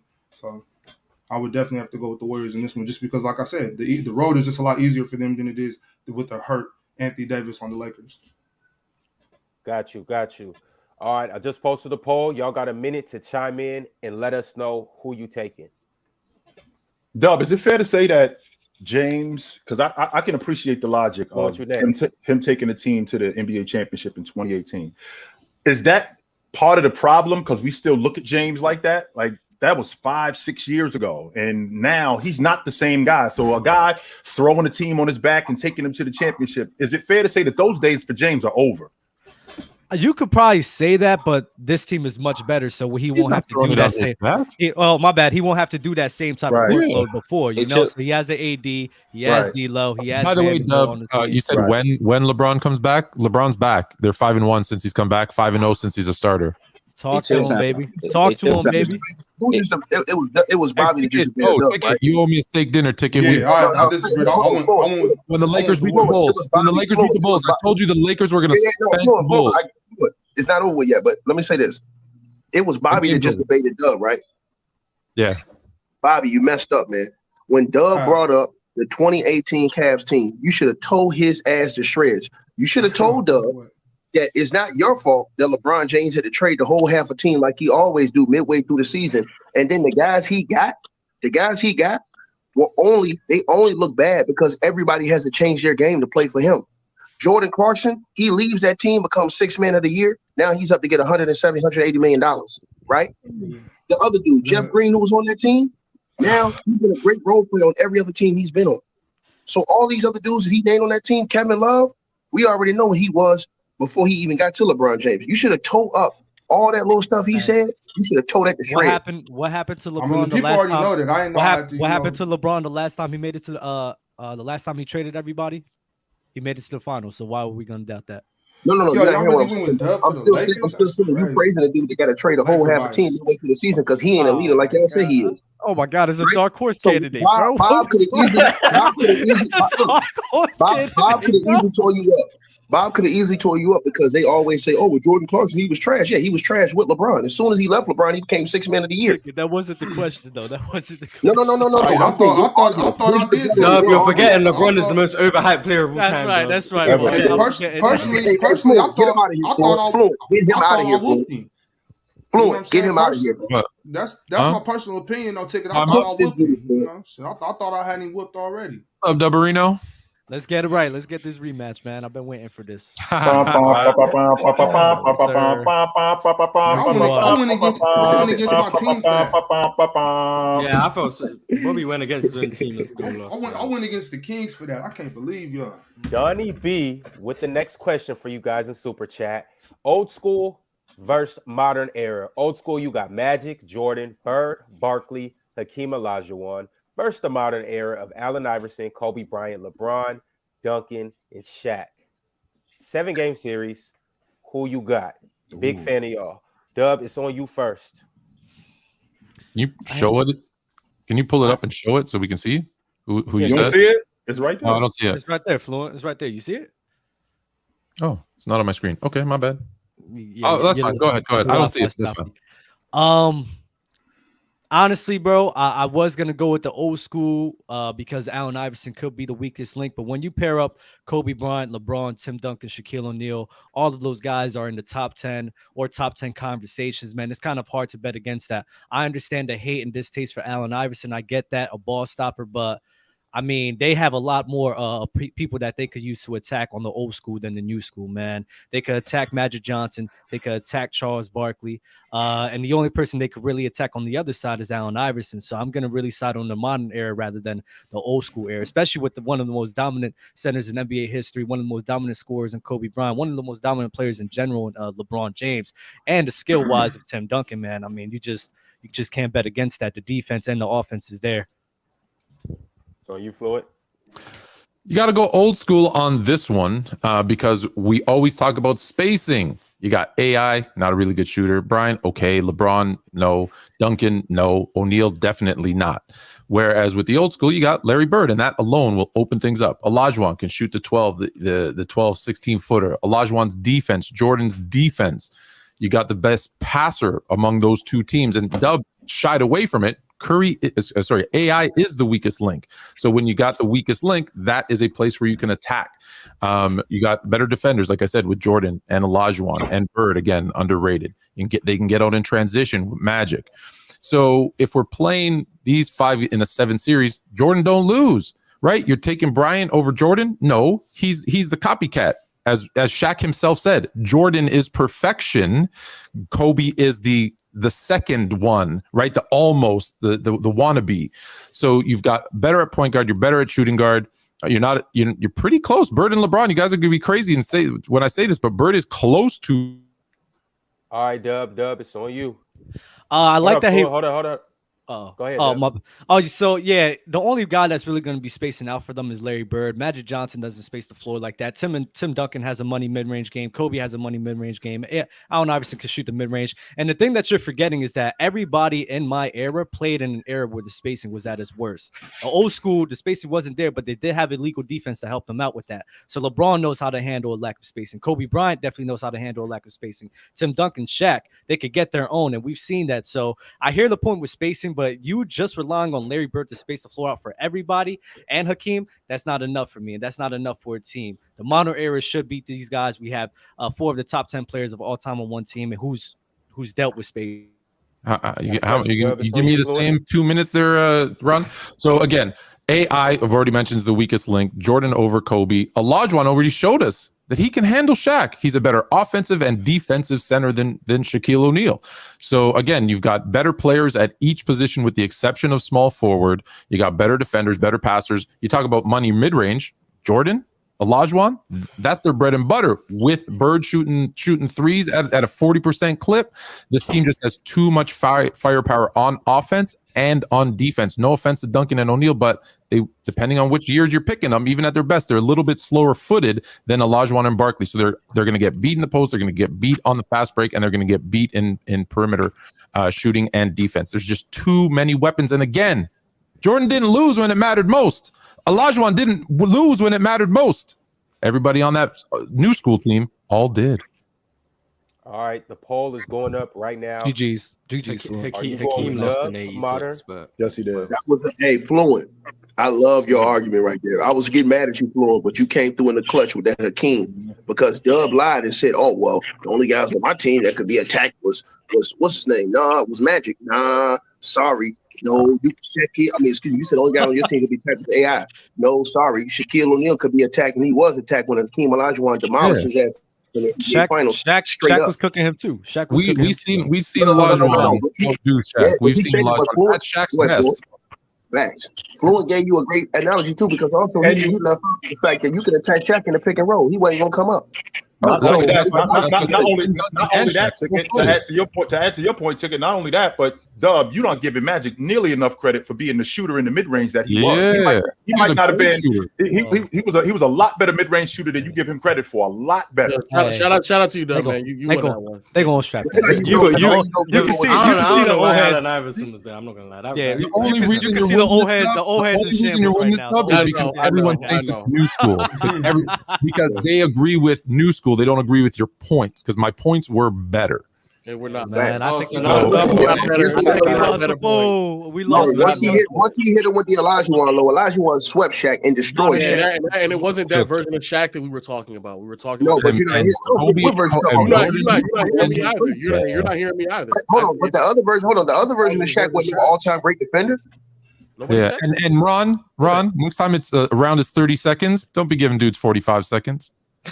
I did feel like I talked. Yeah, it was very long. It was very long. Ron has ulterior motives.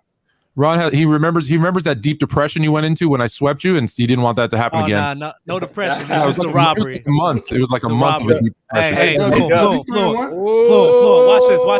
Watch this. Congratulations. Congratulations.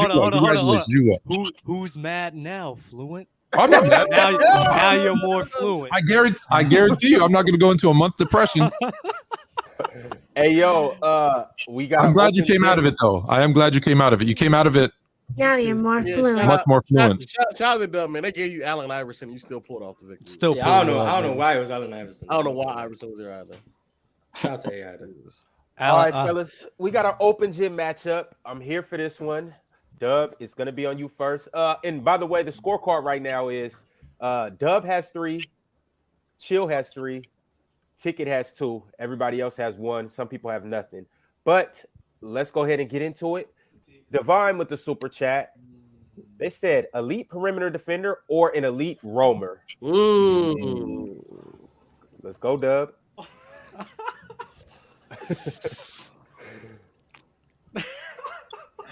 Whoa! Dub, the time has started. You're choking. Marz.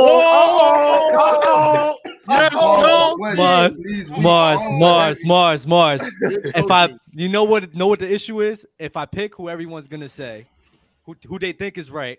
Dub, step to the free throw line. I'm gonna go with the elite perimeter defense, man. Your ability to take guys out of the game is something that's irreplaceable. Your ability to take Kevin Durant, a Kobe Bryant, a Michael Jordan, all those guys, challenge them, make it harder for them, makes it easier for your roamer to do their job, makes it easier for them to get the job done, makes it easier for them to roam and play the free safety role while you have that point of attack defender locking up. Let's not forget, Drew Holiday did his thing against the finals, against Devin Booker, and made him go to the corner. That severely alleviated some of the pressures off of Giannis to be that safety, to be that roamer, so that he could do his job on the other end and roam it, so that he won't have to worry about it. All right, Dub. I gotta allegations that me and you are in cahoots, so I gotta make sure your time. Go ahead. So you, Marz. I'm going with the roamer because, as we all know, there's one basketball. So that means at one time there's 4 people without the ball. The roamer is able to guard, for the most part, the whole rest of the court. The guy with the ball, cool, there's a perimeter defender guarding him. But without the ball, the roamer is covering all that ground. In today's game especially, no one is staying in front of anyone. Even Drew Holiday, the reason he's able to be such a good perimeter defender is because even when he's not able to get around the screen, guess what? Brook Lopez is there in a high drop. That makes his life easier. And without those advantages for him, he's not going to look as great as a perimeter defender because of the help defense that is always there. People in the passing lanes, people able to zone up the weak side. All those things make it easy, and that's what the roamers do. The perimeter defender can only stop one person at a time. A roamer can lock down the whole side of the court. Draymond Green, Giannis, Evan Mobley, Jaren Jackson Jr., all those guys can do that. Perimeter defenders can only stop one guy at a time. That's not how basketball works. It's not a one-on-one game. Dub, you got 30 seconds. I would like to use Rudy Gobert as an example. When he was this year in the early season with the Timberwolves, they didn't have a lot of perimeter defending, and look what happened. His defense looked suspect because of that. Now that he got Jaden McDaniel out there, and they have actually guys who could sit here and funnel the guys to Rudy Gobert, that makes it easier for him to play defense. It's a machine, it's an organism, and it all works in coherence. And perimeter defending is truly valuable and especially to funnel those guys to those roamers. Marz, you got it. I'm not going to make my point anymore. The reason that Rudy Gobert point is so bad is because they were using Karl Anthony Towns as a roamer, and he was so detrimental as a roamer that the defense was getting cooked. It's not because of the lack of Jaden McDaniels, because Jaden McDaniels has been a great perimeter defender all season. Anthony Edwards was locked in on defense this season on the ball. The reason they struggled is because Karl Anthony Towns, who missed like the last 3 months, was so terrible as a roamer that the Minnesota Timberwolves were struggling. So you cooked yourself at that point. No, that's not true. That's not true. I'm posting a poll right now. We're bringing everybody in. You don't even believe that, Dub. Dub, why did you laugh for 30 seconds? You know why? No, because No, you was LeBron. I knew no matter what. He was so excited. He beat me, and that's all that mattered. No. You know what it was? You know what it was? You know what it was? You know what it was, Marz? I knew that. We don't know what it was. Tell us what it was, dog. I'm about to tell him. I knew Spit it out. Damn, I'm about to say it right now. All right.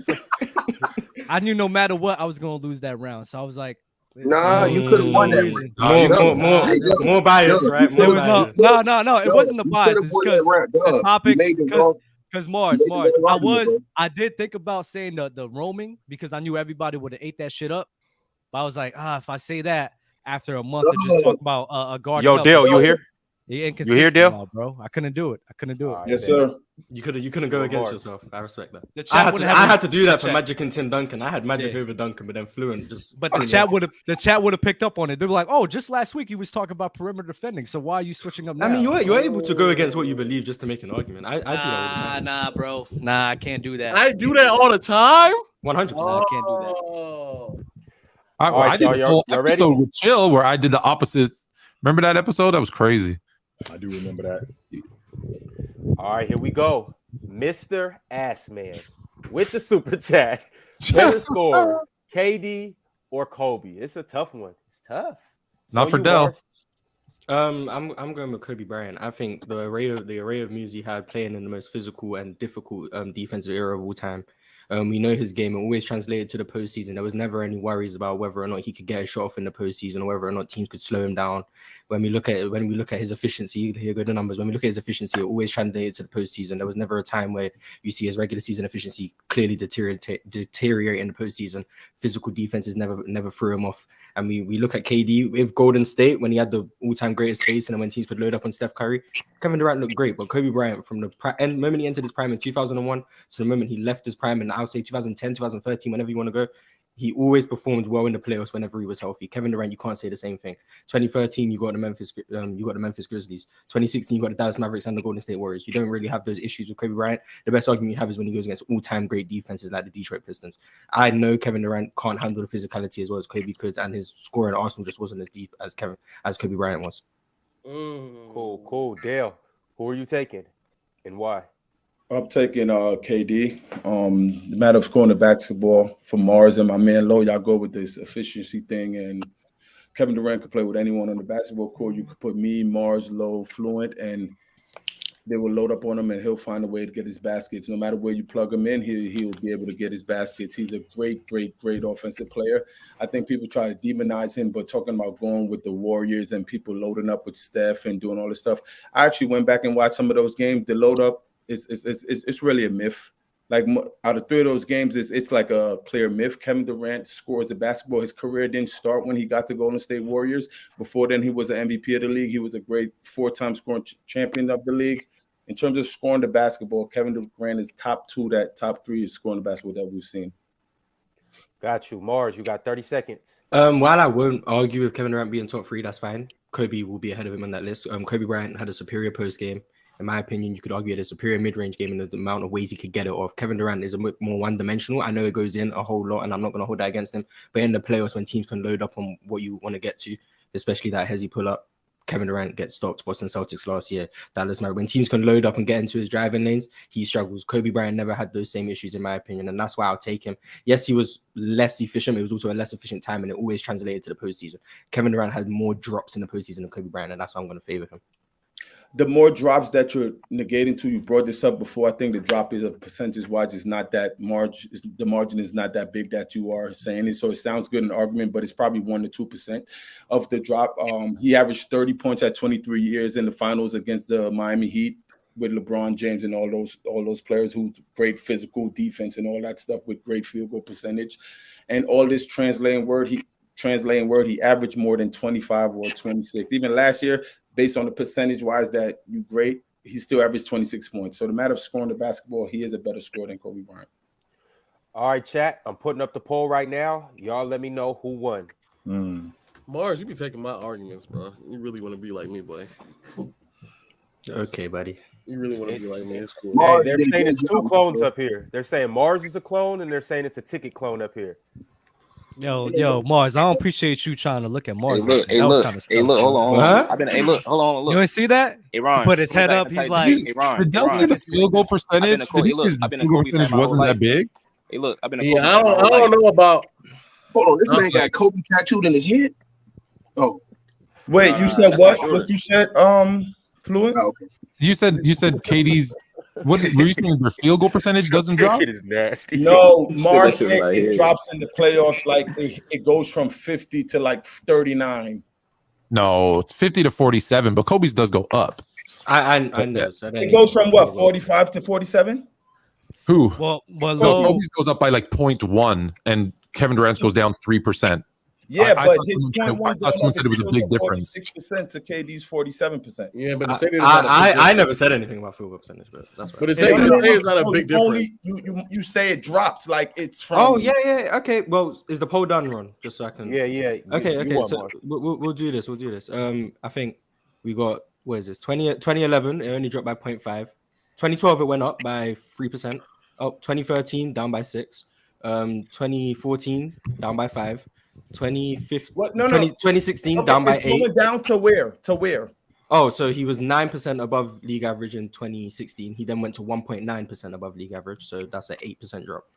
2016, 9.4 to 4.3. So that's a 5% drop. 11.2 to 4.5. That's a 6% drop. And then 2012, it went up by 3%, 8.3 to 11.6. And then 2011, 4.8 to 4.3. And then you got the Golden State years, it went up. And then you got in Brooklyn 2021, it went up by 3%. And then last year, it dropped by 4.5%. So for the most part, he was dropping by 4 or 5%. Right. Now go to Kobe's. Kobe's go up or down 1% to where KD is shooting when he's and compared to the league average too. Because I feel what Low and Marz do, which is weird, they look at KD's efficiency in the regular season and then be like, oh yeah, he dropped to himself, so I'm gonna criticize him for it. Well, even him dropping to what normal people, superstars are shooting. Exactly. I agree, but guess what? I have to make an argument. Hold on, Doug. No, not you. Wait a minute. Not you. No. We're talking about outside of what just happened. Oh, yeah, Hey, like, Doug. Kevin Durant still being a plus 4. Can I ask y'all one question? Exactly. Yeah, Kevin Durant being a plus 4 is still better than most people. But it's not better than That's what you was doing by Will Chamberlain, though. I don't know what. Yeah. Hey, can I ask y'all one question though? Don't y'all think that it would be a fair scale though to judge them in the playoffs because the level of defense is more serious in the playoffs? They do that. They compare the league average in the playoffs. And I don't have a problem with that argument. My only problem is don't get mad if he go from 51 to 47% when the I'm gonna say this, bro. Kobe Bryant scored 82 points in a game. And when we see dudes score 70, look, they're scoring 70 right now, and it's like, damn, dog, like they did all that to get to 70. And Kobe was at 82 and still had more left in the clip if he wanted to unload it. Nah, he had a minute left when he walked off the game when he scored 81. Listen, Kobe's my second greatest all time. How many minutes did he not play in that game, though? No, I'm saying, how many minutes did he not play in that game? You said what? I think he played. I want to say. How many minutes did he not play in that game? And then he got more. Kobe Bryant. I think he played like 44 or 42. Kobe Bryant offensively got more in his bag than KD. I would have torn your ass up on that argument. Ron's throwing alley-oops. All right, y'all. Come on. We got to move on. We got another rematch of Ticket versus Marz. Yeah. All right. Here's what we going with. Super chat from D. Who was the better rookie? Carmelo Anthony or LeBron James? Marz, it is on you. The better player I'll say was Carmelo Anthony. I think when you look at what Carmelo Anthony, he came out of Syracuse, he was already a polished scorer. There wasn't really any holes in his scoring game. I guess the only argument you really have is that his 3-point shot wasn't fully there. But as a whole polished package, I think LeBron came in a lot more raw. He came out of high school, so it's fair. And Carmelo Anthony came to a Denver Nuggets team that wasn't in the playoffs the year before. Yes, they had some injuries, but he then also got that team to, I think, 43 wins, I believe. He was the best scoring rookie that year. He was a very good rebounder. He wasn't seen as this huge defensive liability at that point. That would come later on. He wasn't a great playmaker, but also at that time, LeBron James, he struggled with some of the lack of space, and his playmaking wasn't fully at the highest level yet. So I think it's perfectly valid to say Carmelo Anthony as a rookie had a better rookie campaign than LeBron James. Y'all set me up. Y'all set me up with this question, man. Because y'all know I'm agree. Marz is gonna win because I'm gonna agree with him. Just make a better argument. Yeah, that's all. Make a better argument. Make a better argument. Or you can cap for LeBron. Just make a better argument. I ain't never gonna lie, but I know you did that though.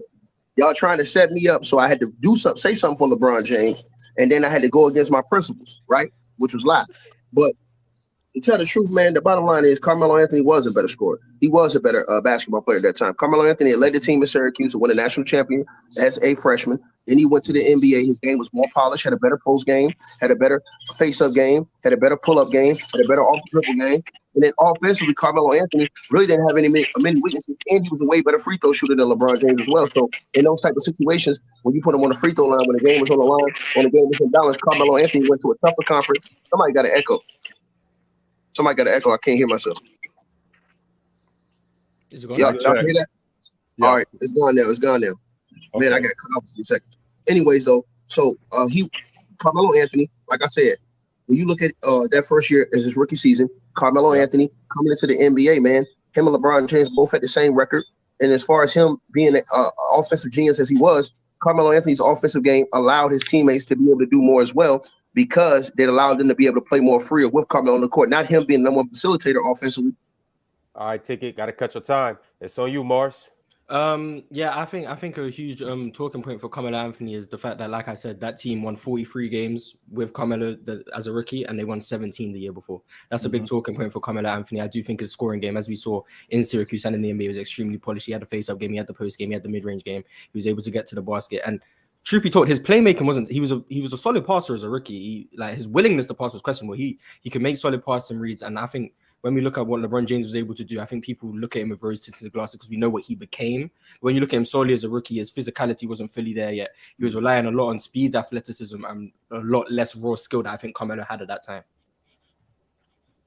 Yeah, I got to kind of agree with Marz on this, man.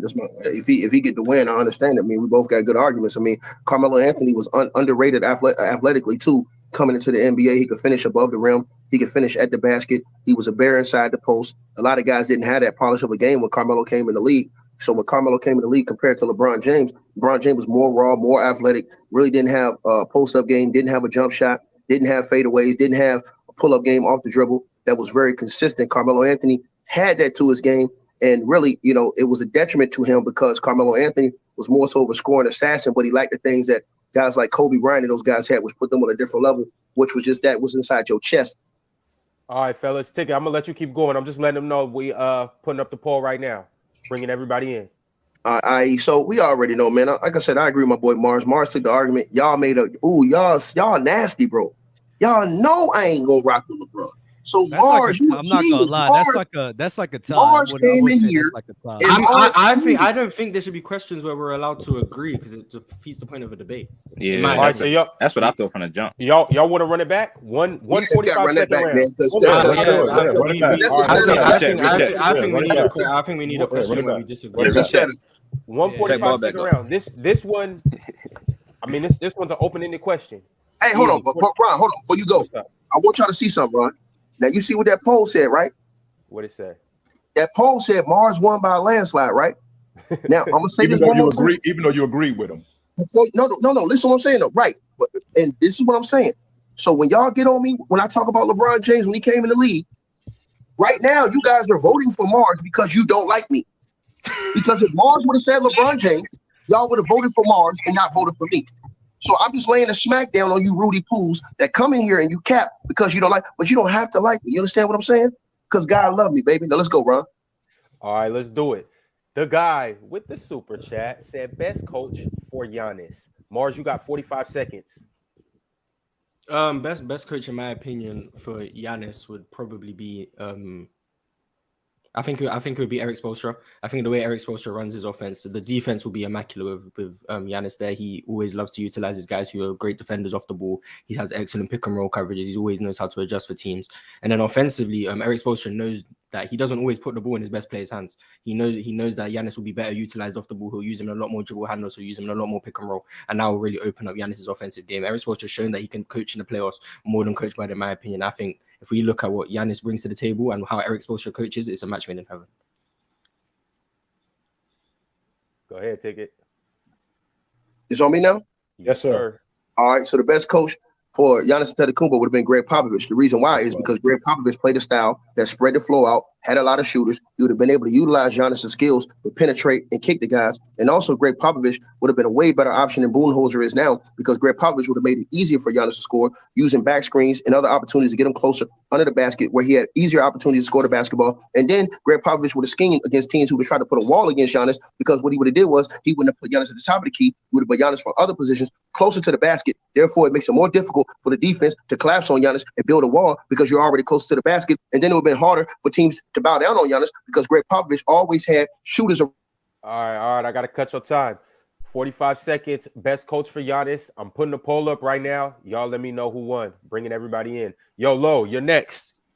You there? Hold on. You put Marz or who? Marz or no? Marz or no? Marz or no? Hold on. Oh, this thing is rigged against me, dog. This is crazy. This is rigged against your brother. I'm surprised, Ticket, that you didn't bring up. I know you ain't have enough time, Ticket. I know you ain't have enough time, Ticket, but I'm surprised you didn't bring up the defensive mind that Greg Popovich. Yeah, I was gonna cook on that, but I ain't have no time, man. Yeah. This man put, bro, the whole world is against. It's Ticket against the world another time. Y'all know I cooked this boy. Straight up cooked this boy again. Y'all know this, and y'all capping, man. That's sad, bro. Yo, the poll's up.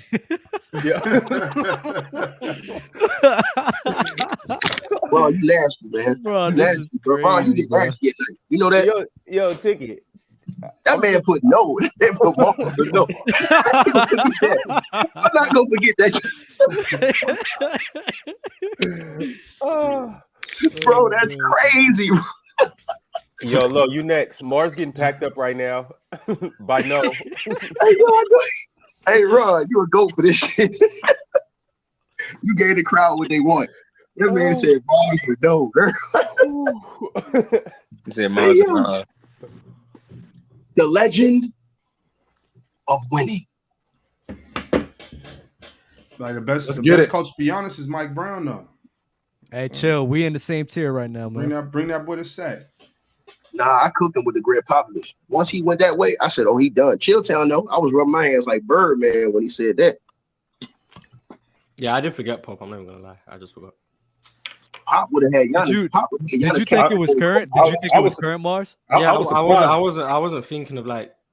I was surprised. I was surprised, Marz, that you didn't say. I was surprised you didn't say Pop. That was the first thing. I thought Marz was going right with Pop. I was like, damn, if he goes Pop, in my head. I was like, Pop. That's the dude. If he go with Pop, I'm screwed. Yeah, because I was just thinking of guys coaching good teams and then like Spurs all the way down. I was like, I'm not even thinking of that. So that's what happened. All right, let's get into it. Yo, Ticket, you got 3 at the moment. Low, you're not even on the board yet. I should have 4. I should have already ran this table, but I got cheated against Chilltown. So I'm gonna go ahead and run through Low real quick. Cause see, I'm gonna tell y'all why Low is sick. Low, stop walking around in the strip club like you Rick Ross because it be extra ice cold in there. That's why you sick today. Because you was in the strip club like John Morant was with your shirt off, and it was freezing cold, and now you got a cold, dog. Let's go. Yo, y'all see the question? Better finals. Yo, the legend of strippers is crazy. Legend of strippers. Boast. KJ the Dom with the super chat said better finals performer, Kobe or Tim Duncan. Ticket, it's on you first. You got a minute. Oh, Kobe Bean Bryant. The reason why it's Kobe Bean Bryant is because Tim Duncan, he had a more stable team his entire career. Tim Duncan had Hall of Famers around him his entire run in the NBA Finals to where he had other dudes that was out that he could take a relax and a chill pill later on in his career and let guys like Tony Parker, let guys like Manu Ginobili and those other guys have big time performances. After Shaq, it was Kobe Bryant, baby. So when Kobe left, when Shaq left Kobe, then what happened was Kobe went to 3 more NBA Finals, and we saw what Kobe Bryant did, and they lost the first championship, but that wasn't because of Kobe. We already understood what happened. But them other 2, Kobe Bryant stepped up. He handled the business that LeBron James couldn't handle with the Magic. Easy 5 games, and then he went on to the Boston Celtics. He clapped back for his mental anguish, got them out of there in 7, and even though he didn't play a great offensive game in Game 7, man went and hit the boards, man played defense, man got all those assists, and he still led the team in the game in scoring. He led the team game in rebounding, and he led the game in assists, and he ended up with the Finals MVP and the NBA trophy. Legend of losing. Let's get it, baby. You don't want it with me. I'm legendary, and you're not. It's all you, Lo. It's Tim Duncan. All I have to do is just ask the question: has Tim Duncan ever put himself in a situation where he was the reason why his team lost in the finals, like Kobe did in 04? it's very interesting how you purposely love to gloss over the fact that majority of the time when Kobe went to the finals, he was alongside Shaq, where Duncan, most of the time when he went to the finals, he was the best player. And if you're going to sit here and compare Tony Parker and Manu Ginobili, really good players, nowhere near to the caliber of Shaq, that's a bit disingenuous. Also, the 03 finals that we saw from Tim Duncan, historically great finals performance. In my opinion, better than any finals performance that we saw from Kobe in any situation whatsoever. But more importantly, just the consistency from Duncan every single time. I believe, if I'm not mistaken, he's averaging like 24 and 10 in the finals as well. Solid efficiency, all-time great defense. And once more, I mean, Duncan never had a situation where he sold the way that Kobe did in 04. Never. 30 seconds, Ticket. Legend of losing, you easy to beat. First of all, you talking about consistency. Tim Duncan is the only superstar at that level that we can think about that's in that top echelon that didn't win back-to-back championships. So how is that consistent? Then we go to this. Tim Duncan was playing so bad that Greg Popovich had to bench his ass, which was the reason why Chris Bosh got the rebound and kicked it out to Ray Allen, and they won the championship, sir. That's all I got to say about that. Then we can go on even deeper than that, sir, because later on, at different points, when he went to 2007 and played against LeBron James, Tim Duncan had a horrible series against LeBron James in 2007. It wasn't because of Tim Duncan they won that championship. It was because of the other man. Brother man, do your research. Tim Duncan had a horrible finals in 2007. And then not only that. All right, Ticket, got to cut you off. Your time's ended. Come on, Low. You got 30 seconds. What he said is a terrible performance for Tim Duncan in that game 6. Duncan had at like 30 and 15. It was not a bad performance. The whole series, he was garbage. No, that's not. Hold on. Can I not get cut off? Hold up, I got you. Hey, Low, you get an extra. You get an extra 15 seconds, Low. You get an extra 15 seconds. Ticket, if you interject, you will be sent to the back of the line, and Low will get the point. In the game in which he's talking about where Duncan got pulled out, because that's exactly what he referenced to. The game in which he got pulled out, he averaged 30 and 17. In that series, he averaged nearly 20 and 12. So he still didn't have a bad series in that series. And in particular, 07, even though, yes, he did perform poorly in the last 2 games, it's still nowhere near as bad as how Kobe performed in 04. Kobe, by his own admission, acknowledged that he was the reason why they lost that series. In a series in which Shaq was dominating Ben Wallace. So no, Duncan never, ever performed that poorly. He never was a detriment to his team's success. Not to that degree. Never. So, hey, Ron, one thing you got to do is for you to do that, you do have to say time like you did for everybody else. You didn't say that, Willow, so I didn't know that it wasn't over with. For everybody else, you said, hey, time. That's what you said for everybody else, bro. And so below is capping about Tim Duncan. Tim Duncan had a horrible finals performance in 2007. Tim Duncan never won back-to-backs, but he talks about consistency. Tim Duncan got yanked out of a game in the biggest moment in the NBA Finals when they yanked him out, and that allowed Chris Bosh to get that rebound and kick it to Ray Allen, which helped LeBron's legacy entirely. That would have changed LeBron's legacy, which Low agreed with me on. So let's cut the cap, bro. I'm legendary at this, and he's not. Period. How can you be consistent? You never won back-to-back. Kobe Bryant won back-to-back without Shaq. Why do you keep saying consistency? Ticket, he was in the NBA Finals 3 times in 5 years. Hold on, consistency. Consistency is Kobe Bryant. Kobe Bryant went to 3 straight finals with Shaq, and then he went to 3 straight finals without Shaq and won 2. Tim Duncan never won a back-to-back, and he had a more stable team his entire career. He had 3 Hall of Famers on his team, and he had a Hall of Fame coach the entire time, and he never won back-to-back. Cut it out, bro. But to win the NBA championship 3 times, but to win the NBA championship 3 times in 5 years, what are you talking about? Listen. How was that not consistent? Scotty, everybody. Kobe Bryant won how many championships, sir, in a 10-year span? How many trips did Kobe win in a 10-year span? Okay, then cut the crap. Like The Rock says. And like I said, he almost had 2 3-peats. He had one with Shaq, and he almost had another one without Shaq. Tim Duncan never, ever repeated, and that is the biggest stain that'll ever be on Tim Duncan's career. And for Low to come up here and say he was a better finals performer when Greg Popovich, Kobe Bryant would have never been yanked out the game with the game on the line, on the wood, in the clutch with a few seconds left to go. Popovich yanked him out of the game because of Tim Duncan. Because Tim Duncan, who he said was a they didn't lose because of him, but Tim Duncan was the one who missed the bunny layup, and Popovich ended up taking him out the game, which gave LeBron James the championship because Chris Bosh gets that rebound, which if Tim Duncan's in the game, there's probably a chance he doesn't get it. Kicks it out to Ray Allen, and Ray Allen hits one of the most legendary shots we've ever seen known to mankind. So for this dude to say that, I stumped on his ass and walked it dry. Period. Moments. You talking about moments? The whole 04 No. I'm talking about. I gave you whole 2007 series. Hold on. Was Tim Duncan the best player? Hold on. Low, was Tim Duncan the best player on the Spurs in the 2007 NBA Finals? Was he the best player on the Spurs? It wasn't even the whole series. It was just 2 Was games. Tim Duncan the best player on the Spurs the entire 2007 NBA Finals? Yes or no? Even if I gave you that, Shaq was. Yeah, you know, I'm asking right. So hold on. So we talk about that. Then I said, did Grant Popovich then yank him out in the biggest moment in the NBA Finals? Did Popovich yank him out of the game?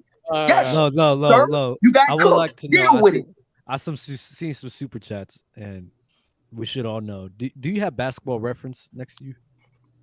Yes, he does. He absolutely. Yes, he does. Basketball Reference don't appear in your hands. Basketball Reference. We see it in your glasses. That's crazy. Hey, Lo. Hey, let me ask Lo one question. And Chilltown, I'm gonna ask you a question. Fluent, you a Lakers fan. Let me ask you too, Fluent, real quick, LeBron. Does Phil Jackson, if Shaq is not in foul trouble, does Phil Jackson take Shaq out in the clutch in the NBA Finals?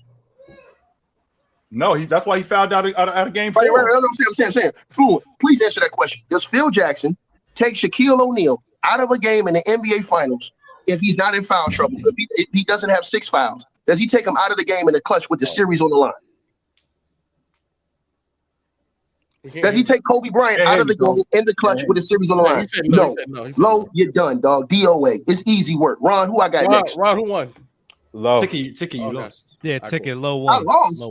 Low one. Man, boy, y'all boys capital up. Boy, this right here, this is highway robbery, man. This is crazy, boy.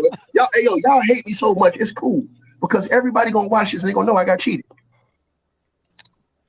All right, come on. Let's get into it. The next super chat from Christopher D. He said, more exciting matchup: Suns versus Clippers or Warriors versus Clippers?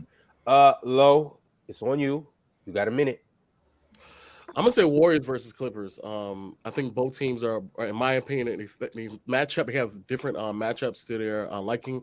The Warriors are very guard dependent when it comes to Curry and his ability to operate. And on top of that, I think that he has the ability to really torch that defense because it's not as good as I think a lot of people make it out to be. Also, when it comes to the Clippers, I think it's way more interesting to just acknowledge how they may struggle against that team defensively, but more importantly, I think it'll put into question Paul George and Kawhi Leonard defensively. And then when it comes to on the other side of the floor, especially if Wiggins isn't there, we want to see the best version of both Kawhi and PG to really put them to the test to figure out if they are who they say they are, who they peg them out to be. And then also when it comes to interior presence, Draymond, I think Draymond is going to take over that game because they love to run small with the Clippers. I think Draymond will be a difference maker. Crunch, you got a minute. I'm gonna actually agree with Low on this. I'm gonna say Warriors versus Clippers because the Warriors, in my opinion, are a greater team than the Suns based on what they've done. I want to see if Steph Curry is gonna make another finals run this season because he'll bounce higher on the all-time list. You know what I'm saying? And then Suns versus Clippers, I think it's a lot more choke artists on the floor than it will be with the other matchups. So I would rather see the Warriors. But Low, I mean, I actually do.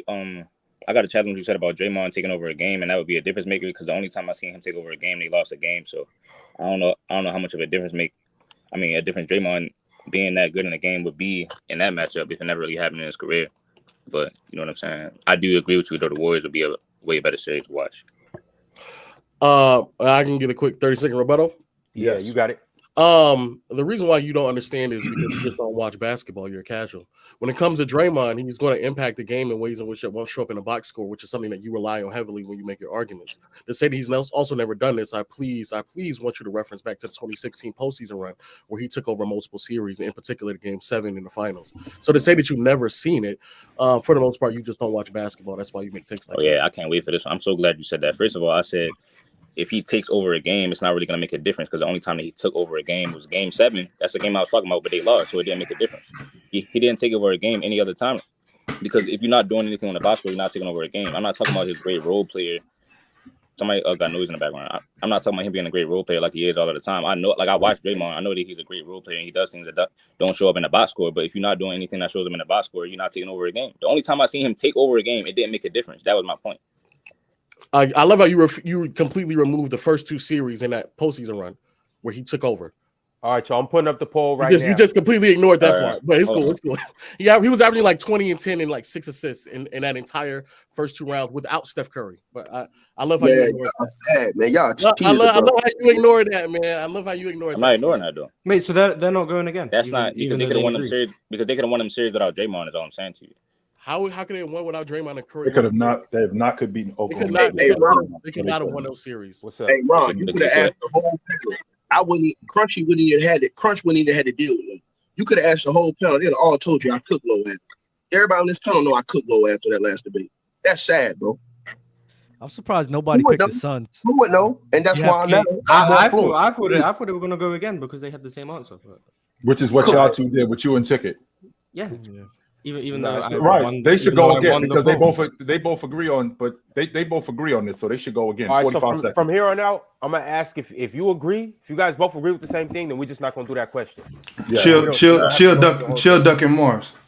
That's crazy because I won the poll, but we went again. But, what? Oh, okay. I would like to say though, like the fact that nobody picked the Suns though is crazy. You had CP3 facing the Clippers, KD versus Kawhi, and that's been talks, especially in their peaks. That's a narrative that could be answered and exciting to watch. So I'm just very surprised that the Suns got no love in that one. Actually, just make the second person pick the other side. I'm in love. Crunch didn't have to agree. He chose to pick the other side.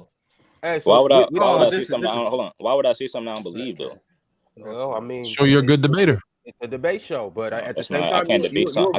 I can't debate something now. You could have won the Suns. You could have won the Suns versus Clippers. I want you guys to know I've won 3 rounds and I've won 2 separate polls. I should have already won this. Just everyone here's the thing I love about Chill, Fluent. When was the second poll you won? What are you talking about? I won the Carmelo rookie year. Yeah, that's one. What was the first one was 50-49 to me, and then we made it go to you guys voting. I swear to God, it was 50-50. Ask everyone. No, it was 50-49 for Ticket, not for you. That's not true, Fluent. That's okay. Not true.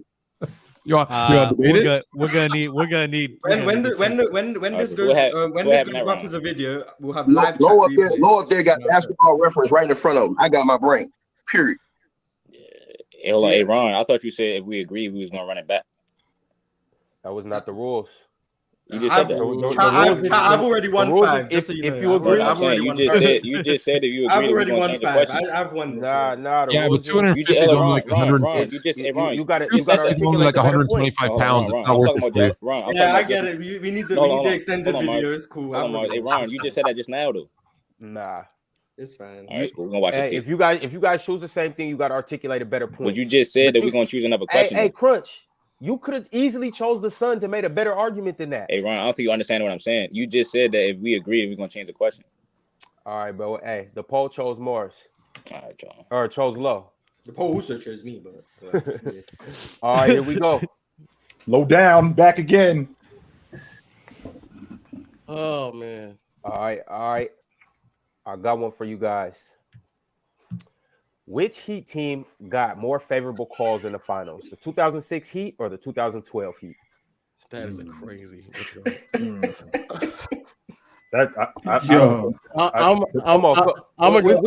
We're gonna switch it up. We're gonna go debate Kyrie versus Manu Ginobili. They're gonna agree. Next question. Yeah, I think we are. Is it both Kyrie? Y'all both picking Kyrie? So that's what I'm saying. All right. Let it. But he's right though. If we agree, I could make an argument for Ginobili, but ultimately I agree. Kyrie Irving is the better player. I could try to, considering his role and what he did for San Antonio, but Kyrie Irving is the better player. They might disagree on this. We doing this no matter what. Debate Luka versus Tatum. Low clears. You first. Oh boy. I'm gonna go Luka. Mm-hmm. Luka, I think it's pretty undeniable what he's done so far in his career. Undeniable impact, offensively, been able to carry a team and generate points across the board, not only from himself, but also for his teammates. And then the playoff translation is there as well. Matched up against 2 Clippers teams in his first time in the playoffs and had the playoff translation, put up historic numbers, and was able to go out there and match up with Kawhi Leonard, Paul George, while still being able to sustain a level of excellence as well. And on top of that, what he's just done in a regular season over the past 3 to 4 years also is just greater than Tatum. Please don't get caught up in a winning bias when you're on a team that's just much more well ran. When you have a Jaylen Brown and Al Horford, a great front office and head coach, the things can look a little bit different, especially when you're in the Eastern Conference where you don't have to match up with the Clippers. But all in all, I think Luka is just the pound for pound is a better player. I don't think that's really debatable. I think that it's closer than people think. I think that Luka came into the game. He was more polished coming from the EuroLeague. He was more polished as a pro. Not only was he more polished, he was more pro ready. So when you look at his game and you look at how it translated to the NBA, he was definitely that. Jason Tatum, on the other hand, when he came in raw coming out of Duke, he got progressively better every year. His scoring went up. His rebounding went up. Not only is his rebounding went up, his ability to defend has gotten better. And not only has that gotten better, it's enhanced his team. They've been in the NBA Eastern Conference Championship four times in the last 6 years, and now they're a heavy contender this year to represent the Eastern Conference in the NBA Finals. He's in the MVP conversation like I thought he would be last season. I think that his ability to pass, I think his ability to score, I think his ability to defend, all of those things have gotten incredible. I think they've gotten increasingly better every year, and I think the gap between him and Luka, it's not nearly as far as people like to think it is. I think it's a lot closer. From going to averaging 26 a game to now averaging 30. Low, it's on you. You got 30 seconds. Yeah, I agree. I think this year the gap has definitely closed. The one thing that always bothers me about Tatum is that during big games, he tends not to show up. He doesn't perform to the same level he does throughout this season, which is a major concern for me, especially when you get to the playoffs. And also the thing in which he struggled with in the finals and all throughout the playoffs last year is something that I just don't see Luka struggling with, which is, adapting to different defensive schemes, being able to pick apart defenses in terms of like playmaking and passing. Those are things that Luka excels in at a potential historic rate. That's something that Tatum has struggled with all postseason long, with the most turnovers in playoff history. So I'm sorry. It's your time, Chill. Okay, so to counter Low's point, well, what he did in 20, I believe it was 2021, Jaylen Brown was hurt. When Jaylen Brown being hurt, he did end up getting a 50-point game in order for them to get a win. Last season, his numbers did go down.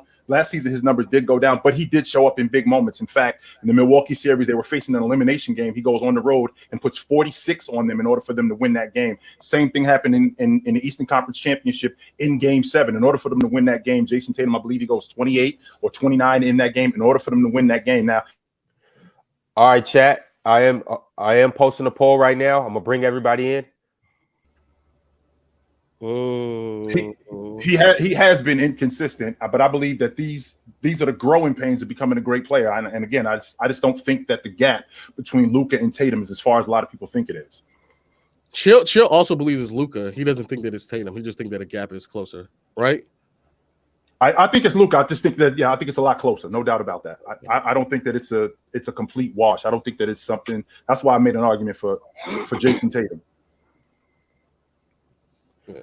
All right, chat. The poll is up. Y'all go choose who y'all want. Oh man, all this winning. The legend of winning. You really lost. They cheated for you, because if they didn't cheat me, I'd have already said this had already been over with. How many rounds? They got because he had zeros. He's got 2 now. They got. I'm about to have 3. I'm about to have 5 points. Easy. I was already supposed to be at 5. So who's They changed the rules on me twice. All right, so right now, Low is up. Low would have 3 if he wins this. I can't go more than 3 though. Hold on. Chill would have 3, and Dub got 3. Chill would have 4. I got 4, right? Nah, Ticket, you got 3. What? So how many does everyone have? All right, Ticket got 3. It's looking like Low got 3. Chill got 3. Dub got 3. Marz, you have 2. How the hell? Man, let's just have 5, man. We already know what's up. Let's go. I'm on the All road right, where I go. Let's get it. Bring Low. Come on, Low. Nah, that's Low's 3rd in a row. Oh man, bring that boy on. I've been waiting on Low all day. Pause. Marz, who did you beat? You beat me. You beat. No pause necessary, brother. Just come catch this work. You beat me. You lost the ticket. Who? Pause. What was the other one? I don't remember. I'm pretty sure I had 3, but if I don't, okay. You beat Fluent. You beat Fluent, and you beat me. Oh, and Dell. Yeah, he beat Dell. He should have 3. I'm getting robbed so bad. This is crazy. Hey, Ron, let me crazy. I have 3 wins. I've won 2 other polls. I should already have 5. Whatever, man. Ron, let me petition for Low to keep going, because me and Dub had already seen each other like. I've already won 5. This is crazy. Oh, Fluent, what's up, Fluent? All right, here we go. Sports PSP with the question: Charles Barkley or Karl Malone? Fluent, it's on you first. You got to pick. Charles Barkley or Karl Malone? I'm going to go with Karl Malone. He's clearly the better power forward between the two. He's a better scorer, better rebounder. He doesn't fall in love with the three. Go take a look at Charles Barkley's three-pointers. The worst three-point shooter in the history of basketball for people that have shot over, I believe, 1,000 attempts or something like that. He's insanely bad and he falls in love with it. He shoots it all the time. So Karl Malone, better scorer, better rebounder, back-to-back championships. Don't fall for the off-the-court stuff, because that's why you hate Karl Malone, because his off-the-court stuff. Barkley also, after he complains about players joining forces to try and win a ring, let's not forget who went to the Houston Rockets and joined forces with Scottie Pippen and Hakeem Olajuwon to try to get a ring. So on the court, it's definitely Karl Malone. He didn't try to cheat the game. Well, I guess he did in LA, but let's not talk about that. But offensively and defensively, he's just a better all-around player. What is he? Third all time in points scored. Insane. Karl Malone. Easy. So you, Bob, you got a minute.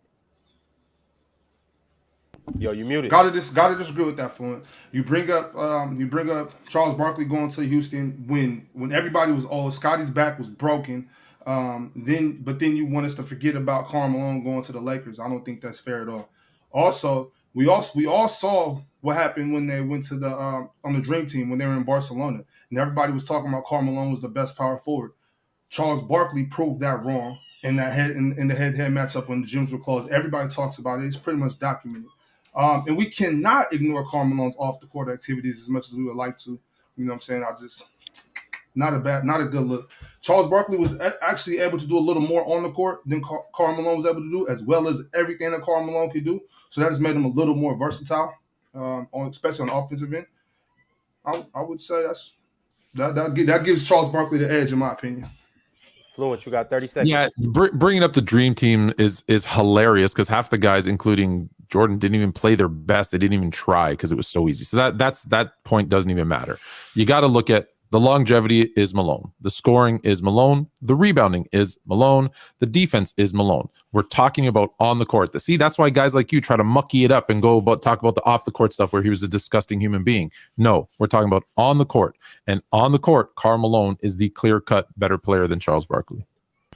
Fluent, what do you mean by guys like me, Fluent?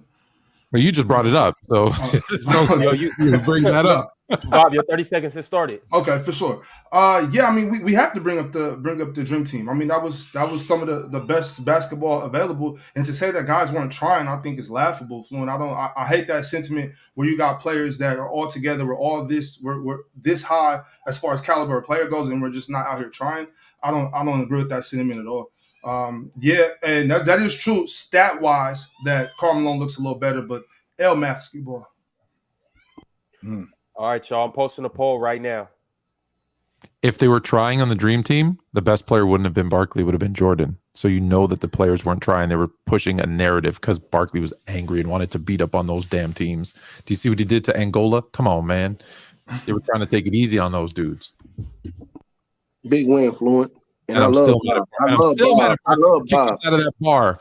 Damn. I love Bob. I agree, Fluent one, but how is Karl Malone a better rebounder than Charles Barkley?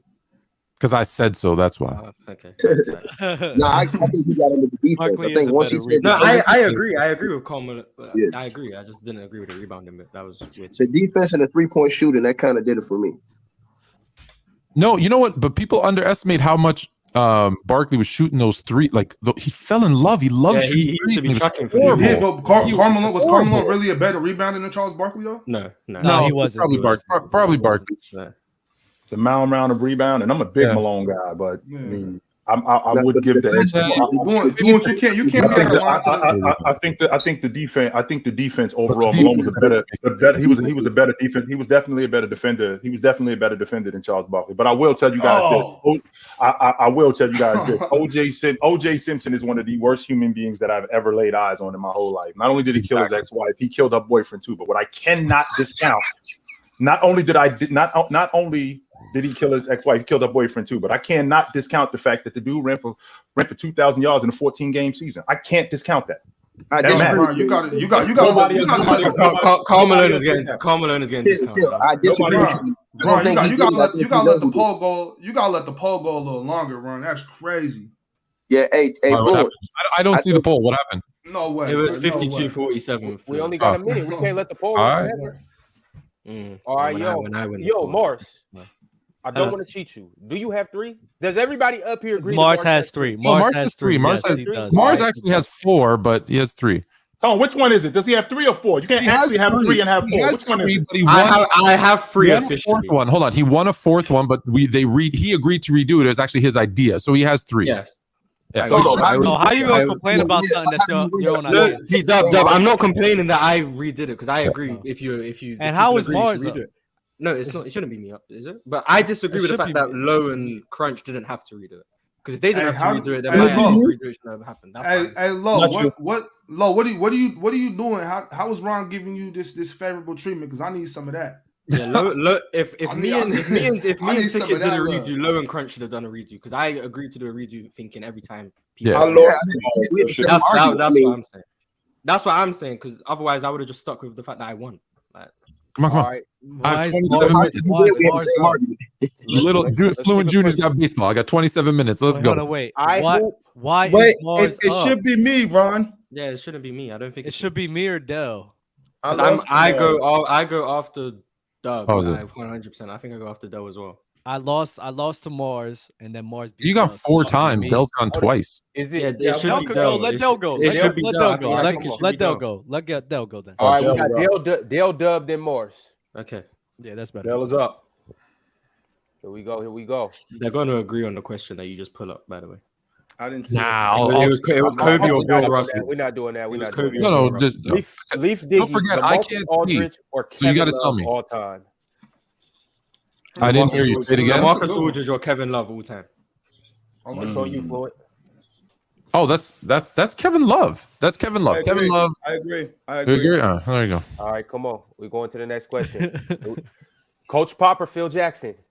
Oh, I like this one.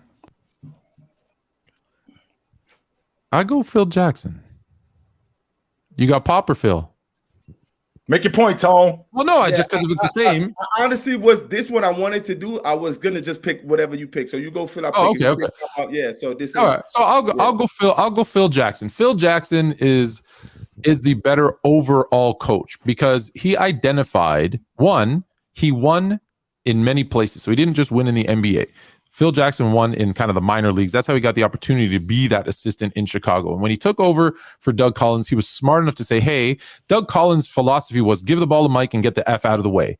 What I'm going to do is I'm going to bring in Tex Winters and this triangle offense that takes the ball out of his hands and forces them to share the ball. He took those huge egos in Jordan, in Pippen, in Dennis Rodman later on, Kobe, Shaq, and he was able to take all their talent because other people had those. Del Harris had Kobe and Shaq, couldn't get them to win. And it's taking those egos, convincing Michael Jordan to take a secondary role where the ball's not going to be in his hands. It's going to reduce his stats for the betterment of the team. So as much as the X's and O's might have come from his assistants, he was the one that was smart enough to bring in that assistant, to bring in a system that was better for the team. So the whole Zen master thing, keeping their egos in check, making them play together. He was able to take those great players, like I said, and your time's up, Fluent. So you got a minute. The greatest thing is basically saying he's a great recruiter, great ego, great meditator, understandably so. But the biggest point is the Tex Winter. Triangle is Tex Winter idea, so it's his front. Phil Jackson is the man that made it popular. So I'm gonna go with Pop because the system that you're talking about that he brought in, which is Tex to the Bulls, Pop system is Pop system. The Spurs organization is a Pop organization. Everything he embodied there from drafted Tim Duncan to what he did with David Robertson before he got hurt, or then the Kawhi era to every era is just a consistency of just being a great leader, being a great organization, and that's all because of Pop, and everybody rallies behind him. Yeah, the stories are going to come out of some tidbits here and there, but Spurs being Pop and Pop being Spurs goes one and the same, and the way he led those men consistently, could curse them out, the way he started load management, Pop is the better coach. 30 seconds. Interesting you say consistently. Phil Jackson coached for like 20 years and went to 14 NBA finals and won 11 of those damn things. That is the coach. Anybody can do X's and O's. The biggest part of winning is getting your team to buy into a system. And that is actually more important than the X's and O's because like I said, Dale Harris, Doug Collins, multiple coaches had those same players and couldn't win jack, couldn't even get to the finals. Consistency, 14 out of 20 times he was in the NBA final and won 11 of them. That's consistent. Okay, so you're saying buy into a system, and the coaches that had Del Harris, and I think if Pop had Kobe Bryant and Shaquille O'Neal, no matter what time he had them, they would have won with them as well. With Pop's system, not Pop having them and using Tex Winter's system to gravitate them or make them bigger. My thing is, every coach has their own thing. Phil Jackson's greatest gift is a triangle offense. It is not his. He tried it with the New York Knicks with Derek Fisher, and it looked like a shit show because Tex Winter wasn't there. He was a GM. He wasn't the coach. I just ran the poll. Bring everybody in. I got Fluent on that because, and the reason why I said that at the end, Dale messed up right at the end. Dale said that Pop could have did it with both. That's a lie because Pop wasn't a dude who was high tolerance with attitude. So when you're dealing with a guy like Kobe, who everybody wanted off the team, Phil Jackson, hey, this is where Fluent won right here. Phil Jackson was able to deal with that Kobe Bryant issue, which is something Pop wouldn't have dealt with. As soon as Kobe would have started bucking with Pop, he would have ran him out of it. Phil got sick of Kobe. No, you're not hearing me. Phil got sick of Kobe. Phil Jackson made it work. Hold on. Phil made it work and got those 3 chips at first. Phil was so good. Phil was so good that when the Bulls wouldn't bring him back, Jordan retired when he should have defended his three-peat. He retired rather than not play with Phil. That's how good Phil was. Bro, that's right, bro. Now I got muted right before I said that. I was trying to get that one off. That's facts, bro. Because Pop would have just said, "Kobe, you're out of here, bro." Same way he's done. I do think it's a valid thing to say that Greg Popovich couldn't deal with Dennis Rodman because he was in San Antonio before. Yeah, you know what? He only played 49. I forgot about that too. He only played 49 games, started 26 of them, and shipped him off. And he was just fine. I did say about Dennis Kobe behavior, staying in the gym. Dennis Rodman and Kobe. The only thing that happened to Kobe outside was the fake rape charge. Well, no, that's not true. That's not true. Hey, hold on, Dale. That's not true, Dale. Talking about Pop dealing with Kobe. Hell, let me ask you a question. If Tim Duncan goes to Pop and says, "Get this guy off the team," he's gone. Shaq went to Phil and said, "Hold on. Let me say this. Wants to be in the gym." Shaq and the rest of those guys went to Phil and said, "Look, we don't want to play with Kobe." Kobe only had like one friend on the team, and like B. Shaw. The rest of those dudes at first wanted Kobe out. Remember this. They tried to push him out. Phil made him deal with it at first. Kobe got unbearable to Phil after they won those 3 chips, as they was going along, because Kobe Bryant was tired of being the sidekick to Shaq when he knew he was the guy. And then Shaq was getting hurt. Kobe was holding it down. I think Rodman's the best. Rodman's the best example, but that's true. That is not the same. We know he wasn't gonna let. Hold on. Who won? Phil was right. He wasn't gonna let Rodman do what Phil did. Phil let Rodman go party. He wouldn't. Hello, Del. Del won? It's been a long time since Del won? Oh, now we know something's wrong with the chat. This is crazy. My power has doubled since the last time we met. If the chat voted for me, there's nothing wrong with it. All right. All right. Here we go. Dale, it's on you. You got a minute. Jeremiah Smith with the super chat said better 6-man all time, Lou Will or Jay crossover. We might pick the same. I think we are going to pick the same. Dale, who you picking? Jamal. I'm picking Jamal, bro. Yeah. All right. Stop giving up questions with 2 options. That's the problem. Best teammate Jokic could have all time. Here we go. There we go. Best teammate Jokic could have all time. Your time is starting right now. I'm going to go with Steph Curry. I think if Jokic was able to play with a player like Steph Curry that moves off the ball, that could shoot the way he shoots, that is also another superstar on the level he is. He's the way he commands a basketball offensively and the way y'all soup him up offensively and how he could create so much mismatches and create shots for his teammate Steph Curry could help him with that. I think Jokic also, because his ability, one of his greatest ability is to pass the basketball, and the way Steph moves and the way Steph elevated a person that can pass like Draymond Green, I could understand how he could elevate a person like Jokic that could pass exponentially better than Draymond. Dub, you got a minute. Hakeem Olajuwon. The last time we seen two big men that was at a dominant level was AD and DeMarcus Cousins. They were playing at extremely high level together. Like I said, the potential is limitless between those two. And having a guy like Hakeem Olajuwon, who's so dominant defensively, along with the offense that he provides with Jokic, could change the landscape of the NBA. Having two guys who's 6'10", 6'11", and above, dominating down low like that, who control and dictate the pace of the game because of that, that's something that not a lot of teams will be able to match up with. Hakeem Olajuwon could hide some of the defensive flaws of Jokic, while Jokic at the same time could put Hakeem Olajuwon in better positions with his passing, with his playmaking, along with the spacing that he provides with Hakeem Olajuwon. So the Twin Towers with Jokic and Hakeem Olajuwon is something that a lot of teams in NBA history is going to have a hard time dealing with. Good pick in a different type of era, though. I wouldn't call them two Twin Towers because Twin Towers stand tall. I don't know how much Jokic will stand tall on defense next to Hakeem. But I would just go with Steph in that answer. To rebuttal to you with Hakeem and Jokic, I just think it's the wrong era for that type of party. You brought up AD and DeMarcus as they did something. They did nothing. Like, they didn't do nothing together. Like, they did nothing. Yeah, it's on you, Dub. You got 30 seconds.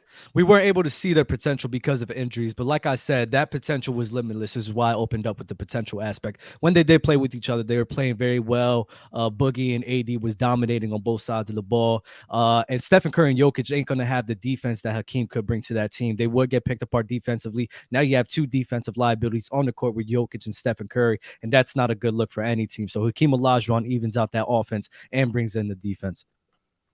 All right, y'all. I'm running to the poll right now. Y'all go ahead and choose. Who do you think won this round? I really wanted to hear KG. I really wanted to hear KG, man. They both pick it wrong. Ellen landslide because he went with Fluent Junior's pick.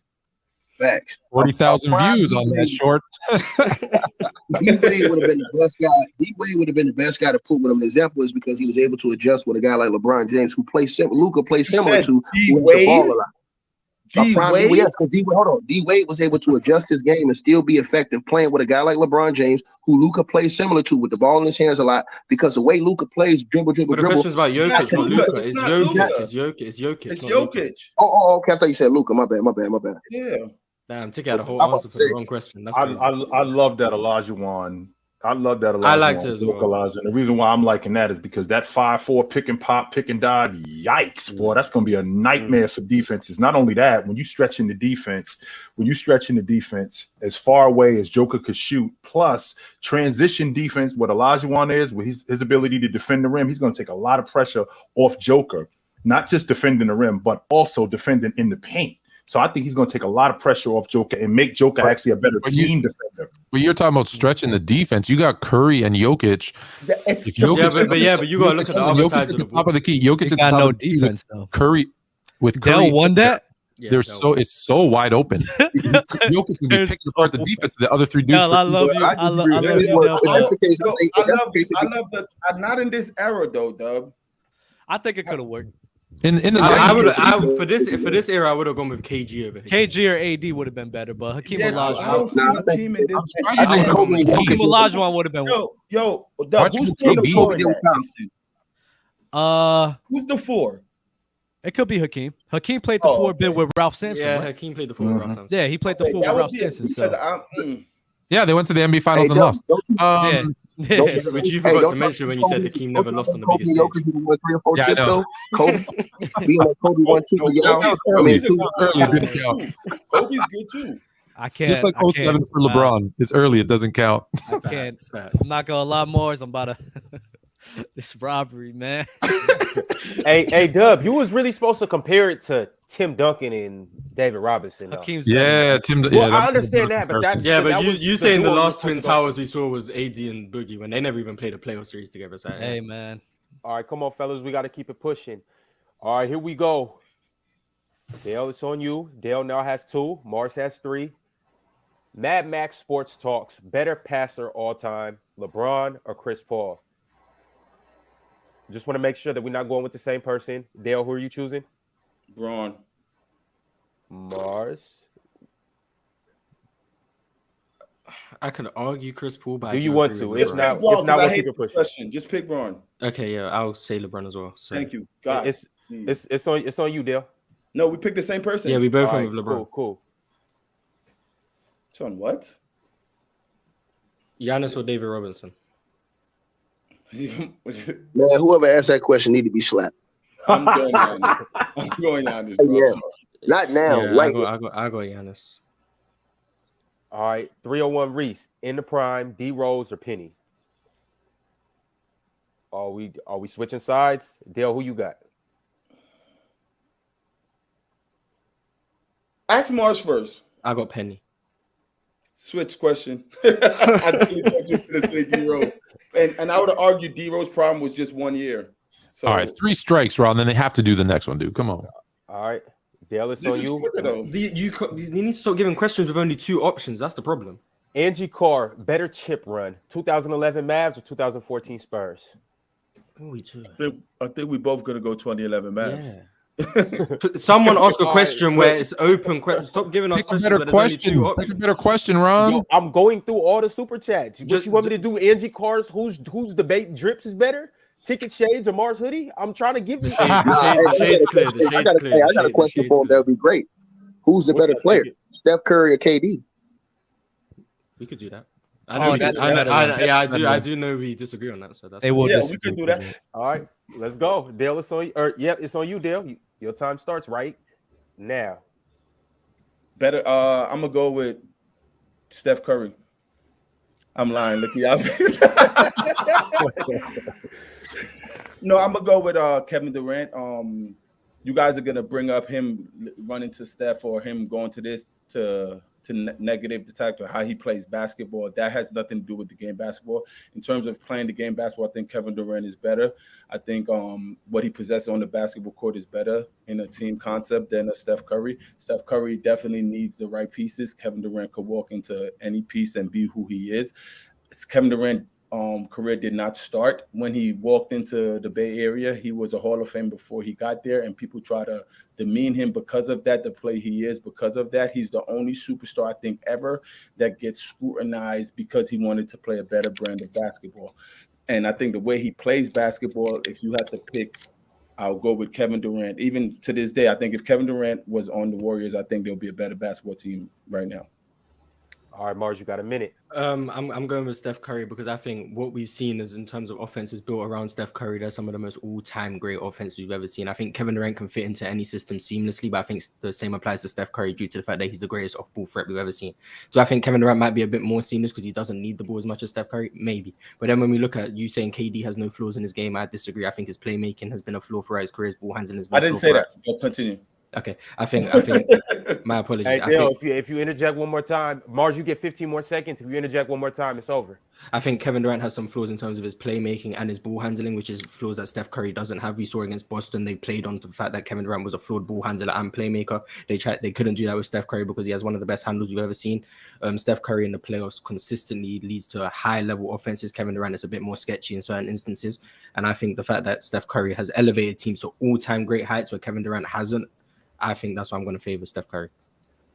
So you, Dale?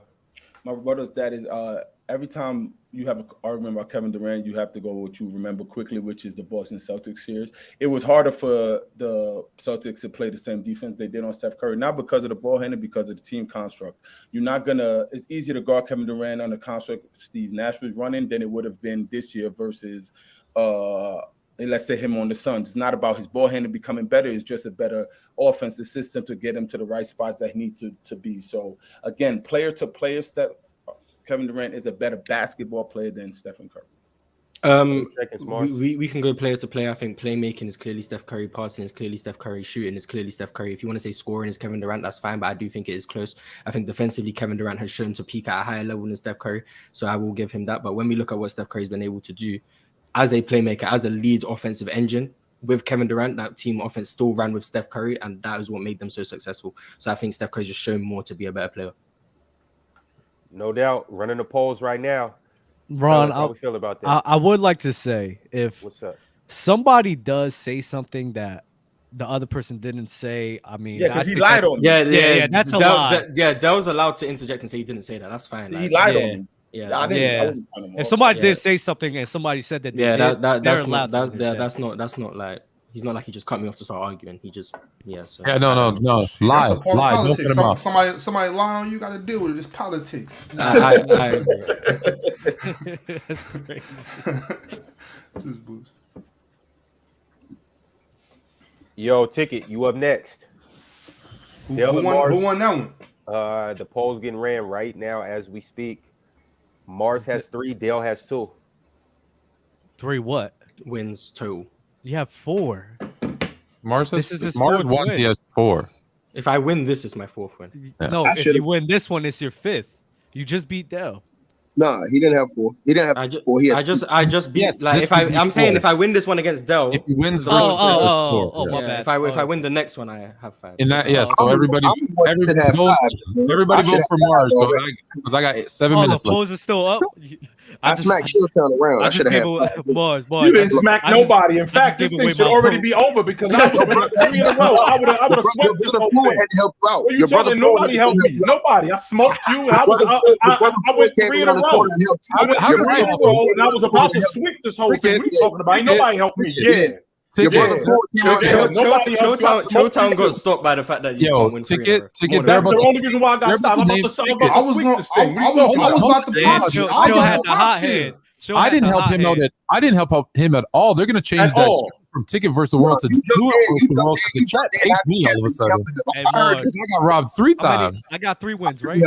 That's cool. I think you have 3. Nah, duh. How Yeah, many so times did I that get? big How many round, times did I dog. get robbed? How many times did I get robbed, Mars? Hey, no comment, dog. You never got robbed. Not one time. All right, fellas, here we go. Y'all ready? Hey, look, time out. See how Ron tried to switch the screen thinking the luck gonna switch?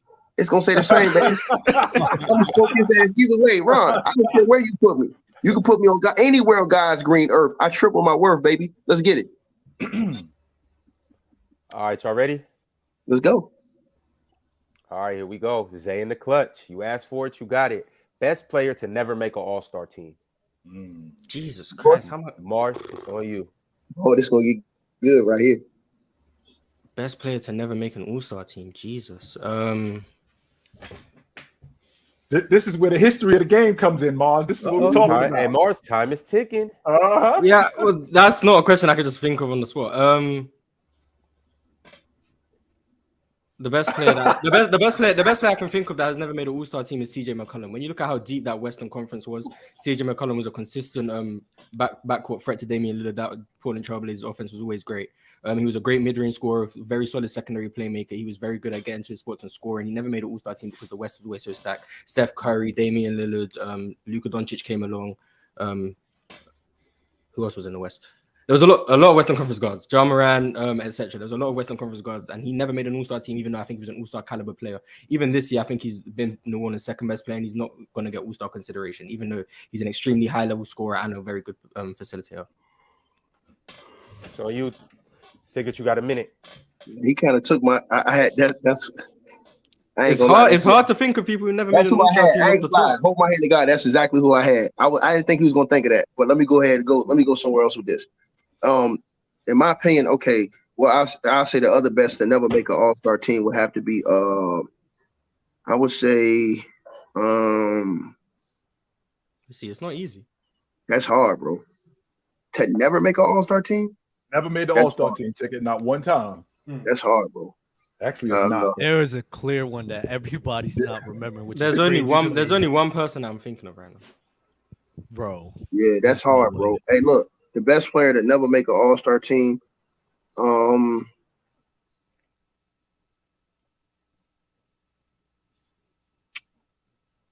I'm just gonna take this L on this. I'm gonna take this L. That means Marz wins. No, you can't. You gotta argue something. I'm gonna take this L. I'm gonna say Robert Horry, and the reason why I'm gonna say Robert Horry is because hold on, listen. I'm just Surely gonna a make minute's gone already. Robert Horry. The reason why I'm saying Robert Horry is because Robert Horry was a key, intricate part to every single world championship that he won, and he never got the recognition, even though guys like Draymond Green, who wasn't a defensive player in the year in years that he did make the All-Star team, did make the All-Star team. You understand what I'm saying? So when we talk about a guy like Robert Horry brought a big part to his team defensively that wasn't seen. He also brought good clutch shooting, and he also brought good stability. All right, Ticket, your minute is up. Marz, you got 30 that was seconds. the longest minute of all time.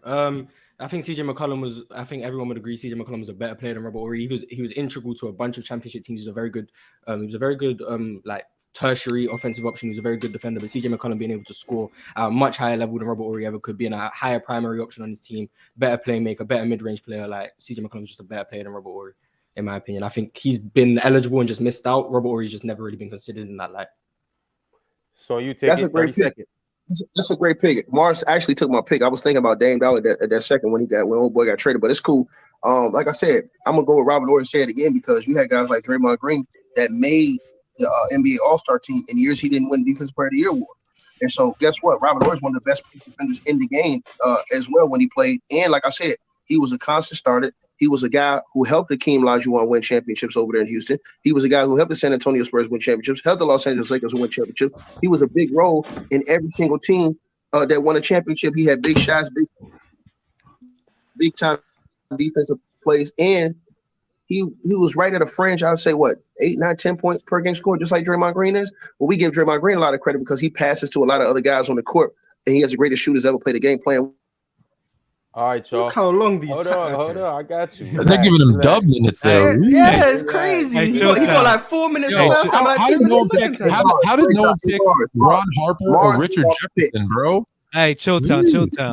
The only player I could think of was Lamar Odom. Hey, Lamar Odom was the only guy I could think of. Chilltown, what do you think about I wouldn't have put Lamar Odom over CJ because CJ was putting up 20. He had my pick with CJ McCollum. CJ put up 20 almost all those years. Bro. Just so you know, before Lamar Odom came to Los Angeles to play for the Lakers, he was 19-10 in Miami. Yeah, but still, no. But here's the difference. No, but here's the difference though. Here's the difference. The difference in what I was going to use as an argument against Marz, I wish I would have went first because I would have said CJ, is I would have also said that what Lamar Odom didn't do was he wasn't the second best player on the team that went to the conference finals. CJ McCollum was. Right. CJ McCollum was the second best player on the team that went to the conference finals and a team that constantly was a playoff contender. Lamar Odom was on bad teams. He was putting up good numbers on bad teams for a long stretch. Right. But then he got on. But when I'm sorry. I wanted to hear who everyone else would have because other than CJ, and it was two people. It was two people. For me, it was Ron Harper, and when there was a stretch during his career when nobody had averaged doing this thing in Cleveland. Not just Ron Harper, but LA. And there was a stretch during his career where nobody had averaged more points and not made the All-Star team. That was Kendall Gill. The